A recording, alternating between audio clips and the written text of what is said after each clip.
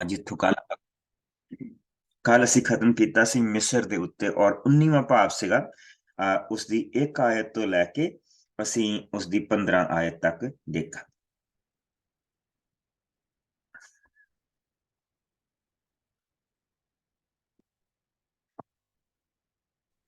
ਜਿਹਨੂੰ ਮਿਲ ਜਾ ਪੜ। ਪਰਮੇਸ਼ਰ ਮਿਸਰ ਨੂੰ ਸਜ਼ਾ ਦੇਵੇਗਾ। ਇਹ ਮਿਸਰ ਦੇ ਸੰਬੰਧ ਵਿੱਚ ਸੰਦੇਸ਼ ਹੈ। ਪ੍ਰਭੂ ਤੇਜ ਉੜਦੇ ਬੱਦਲ ਦੀ ਸਵਾਰੀ ਕਰਦਾ ਹੋਇਆ ਮਿਸਰ ਵੱਲ ਆ ਰਿਹਾ ਹੈ। ਮਿਸਰ ਦੇ ਬੁੱਤ ਉਸ ਦੇ ਅੱਗੇ ਕੰਬ ਰਹੇ ਹਨ ਅਤੇ ਮਿਸਰੀ ਲੋਕਾਂ ਦਾ ਹੌਸਲਾ ਖਤਮ ਹੋ ਗਿਆ ਹੈ। ਪ੍ਰਭੂ ਕਹਿੰਦਾ ਹੈ, ਮੈਂ ਮਿਸਰ ਵਿੱਚ ਘਰੋਗੀ ਲੜਾਈ ਸ਼ੁਰੂ ਕਰ ਦੇਵਾਂਗਾ। ਉੱਥੇ ਭਰਾ ਭਰਾ ਦੇ ਵਿਰੁੱਧ ਅਤੇ ਗੁਆਂਢੀ ਗੁਆਂਢੀ ਦੇ ਵਿਰੁੱਧ ਲੜੇਗਾ। ਨਗਰ ਨਗਰ ਦੇ ਵਿਰੁੱਧ ਅਤੇ ਰਾਜਾ ਰਾਜਾ ਦੇ ਵਿਰੁੱਧ ਯੁੱਧ ਕਰੇਗਾ। ਮੈਂ ਮਿਸਰੀ ਲੋਕਾਂ ਦੀਆਂ ਵਿਉਂਤਾਂ ਵਿਅਰਥ ਅਤੇ ਉਹਨਾਂ ਦਾ ਉਤਸ਼ਾਹ ਠੰਡਾ ਕਰ ਦੇਵਾਂਗਾ। ਉਹ ਆਪਣੇ ਬੁੱਤਾਂ ਤੋਂ ਮਦਦ ਮੰਗਣਗੇ ਅਤੇ ਉਹ ਜਾਦੂ ਟੂਣੇ ਕਰਨ ਵਾਲਿਆਂ ਅਤੇ ਮੁਰਦਿਆਂ ਦੇ ਆਤਮਾਵਾਂ ਕੋਲ ਜਾ ਕੇ ਸਲਾਹ ਲੈਣਗੇ। ਮੈਂ ਮਿਸਰੀ ਲੋਕਾਂ ਨੂੰ ਅਤਿਆਚਾਰੀ ਅਤੇ ਕਠੋਰ ਰਾਜਾ ਦੇ ਹੱਥੀਂ ਸੌਂਪ ਦੇਵਾਂਗਾ, ਜੋ ਉਹਨਾਂ ਉੱਤੇ ਰਾਜ ਕਰੇਗਾ। ਅਤੇ ਮੇਰੇ ਪ੍ਰਭੂ ਦੇ ਇਹ ਵਚਨ ਹਨ। ਨੀਲ ਦਰਿਆ ਦਾ ਪਾਣੀ ਹੇਠਾਂ ਉਤਰ ਜਾਵੇਗਾ ਅਤੇ ਹੌਲੀ ਹੌਲੀ ਉਹ ਸੁੱਕ ਜਾਵੇਗਾ। ਨੀਲ ਦਰਿਆ ਵਿੱਚੋਂ ਨਿਕਲਣ ਵਾਲੀਆਂ ਨਹਿਰਾਂ ਵਿੱਚੋਂ ਸੜਿਆਤ ਆਉਣ ਲੱਗ ਪਵੇਗੀ ਅਤੇ ਉਹ ਵੀ ਕੁਝ ਸਮੇਂ ਪਿੱਛੋਂ ਸੁੱਕ ਜਾਣਗੀਆਂ। ਤਦਕਾਨੇ ਅਤੇ ਪਿਰਛੀ ਦੇ ਸਭ ਪੌਦੇ ਝੁਲਸ ਜਾਣਗੇ ਅਤੇ ਨੀਲ ਦਰਿਆ ਦੇ ਕੰਢੇ ਦੇ ਨਾਲ ਨਾਲ ਬੀਜੀ ਸਭ ਫਸਲ ਵੀ ਸੁੱਕ ਜਾਵੇਗੀ ਅਤੇ ਉਸ ਨੂੰ ਹਵਾ ਉਡਾ ਕੇ ਲੈ ਜਾਵੇਗੀ। ਨੀਲ ਦਰਿਆ ਵਿੱਚੋਂ ਮੱਛੀਆਂ ਫੜ ਕੇ ਗੁਜ਼ਾਰਾ ਕਰਨ ਵਾਲੇ ਸਭ ਮਛੇਰੇ ਹੌਕੇ ਭਰਦੇ ਹੋਏ ਰੋਣਗੇ। ਉਹਨਾਂ ਦੀਆਂ ਸਭ ਕੁੰਡੀਆਂ ਅਤੇ ਜਾਲ ਵਿਅਰਥ ਹੋ ਜਾਣਗੇ। ਮਹੀਨ ਮਲਮਲ ਅਤੇ ਸੂਤੀ ਕੱਪੜੇ ਬਣਾਉਣ ਵਾਲੇ ਲੋਕਾਂ ਦਾ ਬੁਰਾ ਹਾਲ ਹੋਇਆ ਅਤੇ ਦੇਸ਼ ਭਰ ਦੇ ਸੰਭਾਲਣ ਵਾਲੇ ਅਤੇ ਮਜ਼ਦੂਰੀ ਕਰਕੇ ਖਾਣ ਵਾਲੇ ਦੁਖੀ ਹੋ ਜਾਣਗੇ। ਸਵਾਨ ਨਗਰ ਦੇ ਆਗੂ ਮੂਰਖ ਹਨ ਅਤੇ ਮਿਸਰ ਦੇ ਰਾਜਾ ਫਿਰੌਨ ਦੇ ਸਭ ਸਲਾਹਕਾਰਾਂ ਦੀਆਂ ਸਲਾਹਾਂ ਨਿਕੰਮੀਆਂ ਹਨ। ਉਹ ਕਿਸ ਤਰ੍ਹਾਂ ਰਾਜਾ ਅੱਗੇ ਦਾਅਵਾ ਕਰ ਸਕਦੇ ਹਨ ਕਿ ਉਹ ਪ੍ਰਾਚੀਨ ਗਿਆਨੀਆਂ ਅਤੇ ਰਾਜਿਆਂ ਦੇ ਵੰਸ਼ ਵਿੱਚੋਂ ਹਨ। ਮਿਸਰ ਦੇ ਰਾਜਾ ਤੇਰੇ ਉੱਤੇ ਚਤਰ ਸਲਾਹਕਾਰ ਕਿੱਥੇ ਹਨ? ਕੀ ਉਹ ਤੈਨੂੰ ਦੱਸ ਸਕਦੇ ਹਨ ਕਿ ਮਹਾਨ ਪ੍ਰਭੂ ਦੀ ਮਿਸਰ ਦੇ ਬਾਰੇ ਕੀ ਯੋਜਨਾ ਹੈ? ਸਵਾਨ ਅਤੇ ਮੇਮਫਿਸ ਦੇ ਆਗੂ ਮੂਰਖ ਹਨ। ਉਹਨਾਂ ਦੀ ਜ਼ਿੰਮੇਦਾਰੀ ਕੌਮ ਦੀ ਅਗਵਾਈ ਕਰਨਾ ਸੀ, ਪਰ ਉਹਨਾਂ ਨੇ ਉਸ ਨੂੰ ਕੁਰਾਹੇ ਪਾਇਆ ਹੈ। ਪ੍ਰਭੂ ਨੇ ਉਹਨਾਂ ਨੂੰ ਗਲਤ ਸਲਾਹ ਦੇਣ ਲਈ ਮਜਬੂਰ ਕੀਤਾ ਅਤੇ ਇਸੇ ਕਾਰਨ ਮਿਸਰ ਆਪਣੇ ਕੰਮ ਨੂੰ ਠੀਕ ਤਰ੍ਹਾਂ ਕਰ ਨਾ ਸਕਿਆ। ਉਹ ਸ਼ਰਾਬੀ ਦੇ ਵਾਂਗ ਡਗਮਗਾਉਂਦਾ ਅਤੇ ਆਪਣੀ ਕੈ ਉੱਤੇ ਡਿੱਗਦਾ ਹੈ। ਇਸ ਹਾਲਤ ਵਿੱਚ ਮਿਸਰ ਦਾ ਕੋਈ ਨਿਵਾਸੀ ਵੀ, ਅਮੀਰ ਗਰੀਬ, ਵੱਡਾ ਜਾਂ ਛੋਟਾ, ਉਸ ਦੀ ਮਦਦ ਨਹੀਂ ਕਰ ਸਕਦਾ ਹੈ। ਆਮੀਨ। ਸੋ ਅਸੀਂ ਇੱਥੇ ਦੋ ਚੀਜ਼ਾਂ ਦੇਖਦੇ ਪਏ ਹਾਂ, ਔਰ ਜਿਹੜੀਆਂ ਮੇਨ ਚੀਜ਼ਾਂ ਹੈਗੀਆਂ ਕਿ ਮਿਸਰ ਦੇ ਨਾਲ ਜਿਹੜੀਆਂ ਚੀਜ਼ਾਂ ਪਹਿਲਾਂ ਹੋਈਆਂ ਉਹਦੇ ਹਿਸਾਬ ਦੇ ਨਾਲ ਸਾਰੀ ਗੱਲਬਾਤ ਕੀਤੀ ਜਾ ਰਹੀ ਹੈ। ਉਹਨਾਂ ਨੇ ਜਿਹੜਾ ਮਿਸਰੀਆਂ ਨੇ ਜਿਹੜਾ ਪ੍ਰਭੂ ਦੇਖਿਆ, ਉਹਨਾਂ ਨੇ ਉਸ ਨੂੰ ਅੱਗ ਦੇ ਥੰਮ ਦੇ ਵਿੱਚ ਦੇਖਿਆ। ਉਹਨਾਂ ਨੇ ਜਿਸ ਵੇਲੇ ਪ੍ਰਭੂ ਦੇ ਲੋਕ ਸਮੁੰਦਰ ਨੂੰ ਪਾਰ ਕਰਦੇ ਪਏ ਸੀ, ਤਾਂ ਉਹਨਾਂ ਨੇ ਇੱਕ ਹਵਾ ਦੇ ਤੌਰ ਦੇ ਉੱਤੇ ਪ੍ਰਭੂ ਨੂੰ ਦੇਖਿਆ, ਕੜਕਦੀਆਂ ਬਿਜਲੀਆਂ ਦੇ ਤੌਰ ਤੇ ਦੇਖਿਆ, ਕਿ ਜਿਨ੍ਹਾਂ ਨੇ ਉਸ ਪ੍ਰਭੂ ਦਾ ਰਸਤਾ ਰੋਕ ਰੱਖਿਆ। ਠੀਕ। ਸੋ ਅਗਰ ਅਸੀਂ ਇੱਥੇ ਜਿਸਲੇ ਸ਼ੁਰੂ ਦੇ ਵਿੱਚ ਦੇਖਦੇ ਹੈਗੇ ਆ, ਤਾਂ ਪ੍ਰਭੂ ਨੇ ਜਿਸਲੇ ਮਿਸਰੀਆਂ ਨੂੰ ਆਪਣਾ ਪ੍ਰਭੂ ਨੇ ਸ਼ਬਦ ਘੱਲਿਆ, ਜਿਸਲੇ ਮਿਸਰੀਆਂ ਵਾਸਤੇ ਸੁਨੇਹਾ ਘੱਲਿਆ, ਤੇ ਪ੍ਰਭੂ ਨੇ ਉਹੀ ਜਿਸ ਪ੍ਰਭੂ ਨੂੰ ਉਹ ਜਾਣਦੇ ਸੀਗੇ, ਜਿਸ ਪ੍ਰਭੂ ਦੇ ਉਹਨਾਂ ਨੇ ਮਿਰਾਕਲਸ ਦੇਖੇ ਸੀ, ਜਿਸ ਪ੍ਰਭੂ ਨੇ ਪੁਰੇ ਦੀ ਤੇਜ਼ ਹਵਾ ਵਗਾ ਕੇ ਸਮੁੰਦਰ ਨੂੰ 2 ਹਿੱਸਿਆਂ ਦੇ ਵਿੱਚ ਵੰਡਿਆ ਸੀ, ਉਹ ਉਸ ਪ੍ਰਭੂ ਨੂੰ ਜਾਣਦੇ ਆ ਜਿਹੜਾ ਕਿ ਮਿਸਰ ਦੇ ਵਿੱਚ ਮਿਸਰ ਦੇ ਲੋਕਾਂ ਨੂੰ ਜਿਸ ਨੇ ਡੁਬੋਇਆ ਸੀ, ਔਰ ਮਿਸਰ ਦੇ ਰਾਜੇ ਦੀ ਸੈਨਾ ਨੂੰ ਡੁਬੋਇਆ ਸੀ। ਸੋ ਇਸ ਕਰਕੇ ਜਿਸ ਲਈ ਅਸੀਂ ਇਹ ਦੇਖਦੇ ਹਾਂ ਕਿ ਪ੍ਰਭੂ ਤੇਜ਼ ਉੜਦੇ ਬੱਦਲ ਦੀ ਸਵਾਰੀ ਕਰਦਾ ਹੋਇਆ ਮਿਸਰ ਦੇ ਵੱਲ ਆ ਰਿਹਾ ਹੈ। ਪਹਿਲਾਂ ਪ੍ਰਭੂ ਆਪਣੇ ਲੋਕਾਂ ਨੂੰ ਉੱਥੋਂ ਕੱਢ ਕੇ ਲੈ ਕੇ ਜਾ ਰਿਹਾ ਸੀ, ਔਰ ਸਿਰਫ ਜਿਹੜੇ ਉਹ ਸੈਨਾ ਜਿਹੜੀ ਪਿੱਛੇ ਆਈ ਆ, ਸਿਰਫ ਉਹ ਮਾਰੇ ਗਏ। ਲੇਕਿਨ ਹੁਣ ਇਸ ਦੇ ਉਲਟ ਪ੍ਰਭੂ ਕਹਿ ਰਿਹਾ ਕਿ ਹੁਣ ਮੈਂ ਬੱਦਲ ਦੀ ਸਵਾਰੀ ਕਰਕੇ ਮਿਸਰ ਦੇ ਵੱਲ ਆ ਰਹੀ। ਔਰ ਉਹ ਜਾਣਦੇ ਆ ਇਸ ਚੀਜ਼ ਨੂੰ ਕਿ ਜਿਸ ਰਾਤ ਉਹਨਾਂ ਦੇ ਬੱਚੇ ਮਰੇ ਸੀਗੇ, ਜਿਸ ਰਾਤ ਉਹਨਾਂ ਦੇ ਪਲੋਠੇ ਮਰੇ ਸੀ, ਔਰ ਜਿਸ ਵੇਲੇ ਉਹਨਾਂ ਦੇ ਜਿਹੜੇ ਰੱਥ ਸੀਗੇ ਉਹ ਦਰਿਆ ਦੇ ਜਿਸਲੇ ਸਮੁੰਦਰ ਦੇ ਵਿੱਚ ਗਏ ਤਾਂ ਉਹ ਜਾਮ ਹੋ ਗਏ ਉਹਨਾਂ ਦੇ ਪਹੀਏ, ਔਰ ਜਿਸ ਵੇਲੇ ਪਾਣੀ ਨੇ ਉਹਨਾਂ ਨੂੰ ਘੇਰ ਲਿਆ ਤੇ ਉਹ ਮਾਰੇ ਗਏ। ਔਰ ਜਿਹੜਾ ਉਸ ਵੇਲੇ ਦਾ ਜਿਹੜਾ ਰਾਮਸੀ ਸੀਗਾ, ਉਹ ਸਿਰਫ ਆਪਣਾ ਸਿਰ ਨੀਵਾਂ ਕਰਕੇ ਘਰ ਤੱਕ ਵਾਪਸ ਆਇਆ। And that was the reason of his death too. ਇੱਕ ਹਾਰਟ ਬ੍ਰੋਕਨ, ਹਾਰਿਆ ਹੋਇਆ ਰਾਜਾ ਉਹ ਮਰਿਆ ਸੀ। ਸੋ ਪ੍ਰਭੂ ਨੇ ਉਹੀ ਉਹਨਾਂ ਨੂੰ ਆਪਣਾ ਜਿਹੜਾ ਰੂਪ ਆ ਉਹੀ ਕਰ ਲਿਆ ਕਿ ਮੈਂ ਆ ਰਿਹਾ ਔਰ ਮਿਸਰ ਵੱਲ ਮੈਂ ਆ ਰਿਹਾ। ਔਰ ਉਸ ਤੋਂ ਬਾਅਦ ਜਿਹੜੀ ਚੀਜ਼ ਇਹ ਹੈਗੀ ਆ ਕਿ ਮਿਸਰ ਦੇ ਵਿੱਚ ਜਿਹੜੀ ਜੰਗ ਹੋਏਗੀ ਉਹ ਭਰਾ ਦੇ ਵਿੱਚ ਹੋਏਗੀ, ਗੁਆਂਢੀ ਦੇ ਵਿੱਚ ਹੋਏਗੀ। ਤੁਸੀਂ ਆਪਸ ਦੇ ਵਿੱਚ ਲੜ ਕੇ ਮਰੋ। ਔਰ ਠੀਕ ਅਸੀਂ ਜਿਸ ਲਈ ਅੱਗੇ ਜਾਣਾ, ਮਿਸਰ ਦਾ ਇਹੋ ਹੀ ਹਾਲ ਹੋਣਾ। ਔਰ ਉਸ ਤੋਂ ਬਾਅਦ ਪ੍ਰਭੂ ਉਹਨਾਂ ਨੂੰ ਇਹ ਕਹਿ ਰਿਹਾ ਕਿ ਨੀਲ ਦਰਿਆ ਦਾ ਜਿਹੜਾ ਪਾਣੀ ਆ ਉਹ ਸੁੱਕ ਜਾਏਗਾ।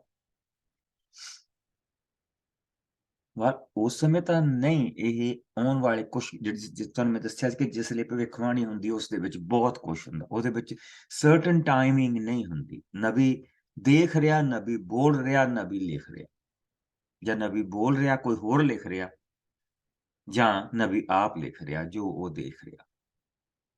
ਔਰ ਜਿਹੜਾ ਨੀਲ ਦਰਿਆ ਦੇ ਪਾਣੀ ਦਾ ਜਿਹੜਾ ਸੁੱਕਣਾ ਔਰ ਸਾਰੀਆਂ ਚੀਜ਼ਾਂ ਜਿਹੜੀਆਂ ਹੋਣੀਆਂ ਉਹ ਅਸੀਂ ਅੱਜ ਦੇ ਦਿਨਾਂ ਦੇ ਵਿੱਚ ਉੱਥੇ ਦੇਖਦੇ।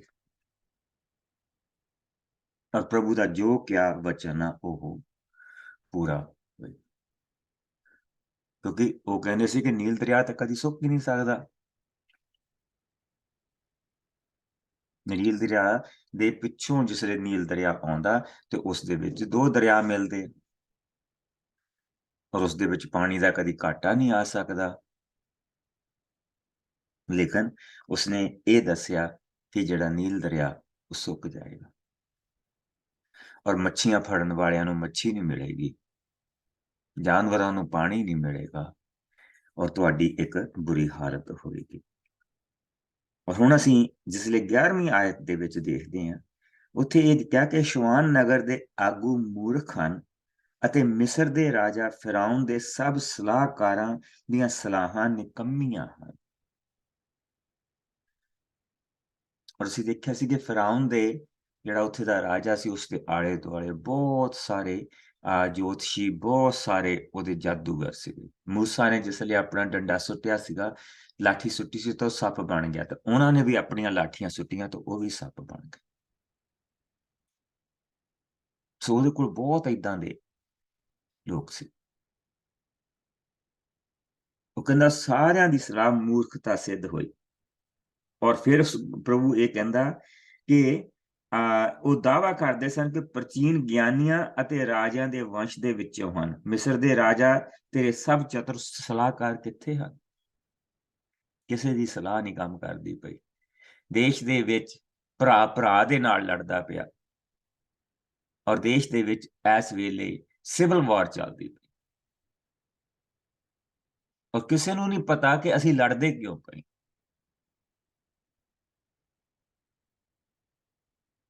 ਕਿਸੇ ਨੂੰ ਨਹੀਂ ਪਤਾ।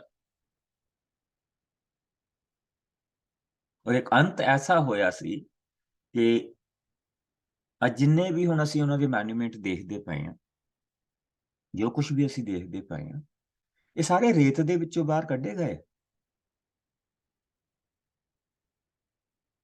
ਇਹ ਪਿਰਾਮਿਡ ਵੀ ਸਾਰੇ ਜਿਹੜੇ ਸੀਗੇ ਉਹ ਬਾਹਰ ਨਹੀਂ ਸੀ ਦਿਖਦੇ, ਥੋੜੇ ਥੋੜੇ ਦਿਸਦੇ ਸੀਗੇ। ਇਹ ਸਾਰੀ ਰੇਤ ਹਟਾਈ ਗਈ ਹੈ। ਔਰ ਹਾਲੇ ਵੀ ਜਿਸਲੇ ਹਨੇਰੀ ਵਗਦੀ ਹੈ ਤੇ ਟਰੱਕਾਂ ਦੇ ਟਰੱਕ ਉੱਥੋਂ ਰੇਤ ਚੁੱਕੀ ਜਾਂਦੀ ਦੁਆਰਾ ਉਹਨਾਂ ਨੂੰ ਸਾਫ਼ ਰੱਖਣ ਦੇ ਲਈ, ਤਾਂ ਕਿ ਜਿਹੜੇ ਵਿਜ਼ਿਟਰ ਉਹ ਜਾ ਕੇ ਦੇਖ ਸਕਣ। ਕਿਉਂਕਿ ਉੱਥੇ ਰੇਤ ਦੇ ਜਿਸ ਤਰ੍ਹਾਂ ਕਿ ਰੇਤ ਦੀਆਂ ਹਨੇਰੀਆਂ ਵਗਦੀਆਂ, ਜਿੱਦਾਂ ਅਸੀਂ ਬੱਦਲ ਆਉਂਦੇ ਨਾ, ਅਸੀਂ ਬੱਦਲ ਦੇਖਦੇ ਹਾਂ ਤੇ ਬੱਦਲਾਂ ਦੇ ਵਿੱਚ ਦੀ ਮੀਂਹ ਪੈਂਦਾ, ਏਦਾਂ ਉੱਥੇ ਰੇਤ ਆਉਂਦੀ ਹੈ ਔਰ ਸਭ ਕੁਝ ਭਰ ਦਿੰਦੀ ਹੈ।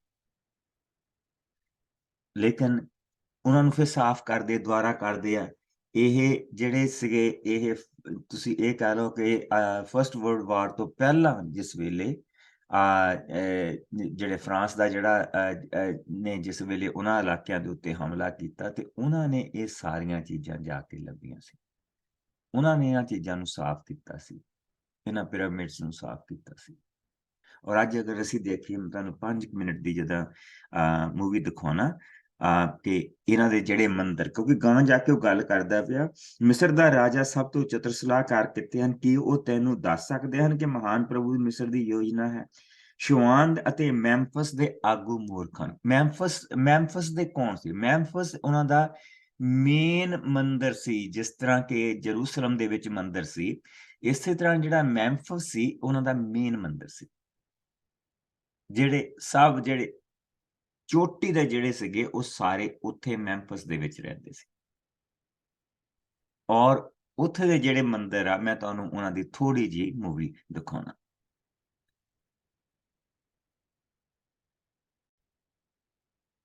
Okay.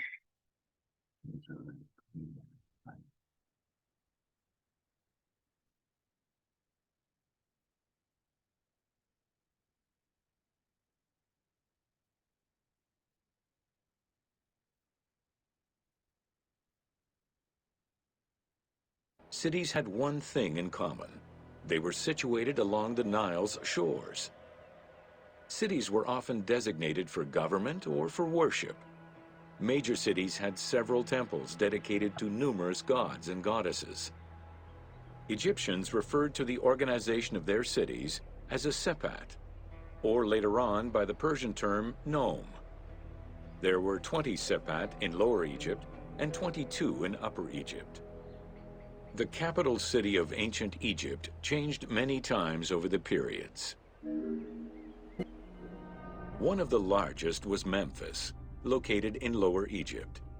It was a key center for religious temples, including their most important deity, Ptah, god of creation. Thebes, located in Upper Egypt, competed with Memphis and featured as both a political and a religious center. Two important temples, Luxor and Karnak, were built there. A minor capital of the Sayyid dynasty was the city of Sais. This was the last native Egyptian capital of Egypt. During the Third Dynasty, under Pharaoh Djoser, Memphis became the first religious and administrative capital of Egypt.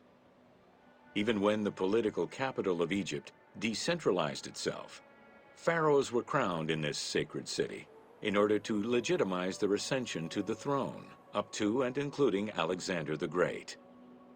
Though little remains today save ruins south of Cairo, we can guess at the structure of the city, which stretched up to 5 kilometers in length and 2 kilometers in width. Memphis was also referred to as the city with 100 doors, or the White Walls. These names were in reference to the wall which surrounded the city. Under the protection of Ptah, god of craftsmen, the city was a thriving religious and economic hub.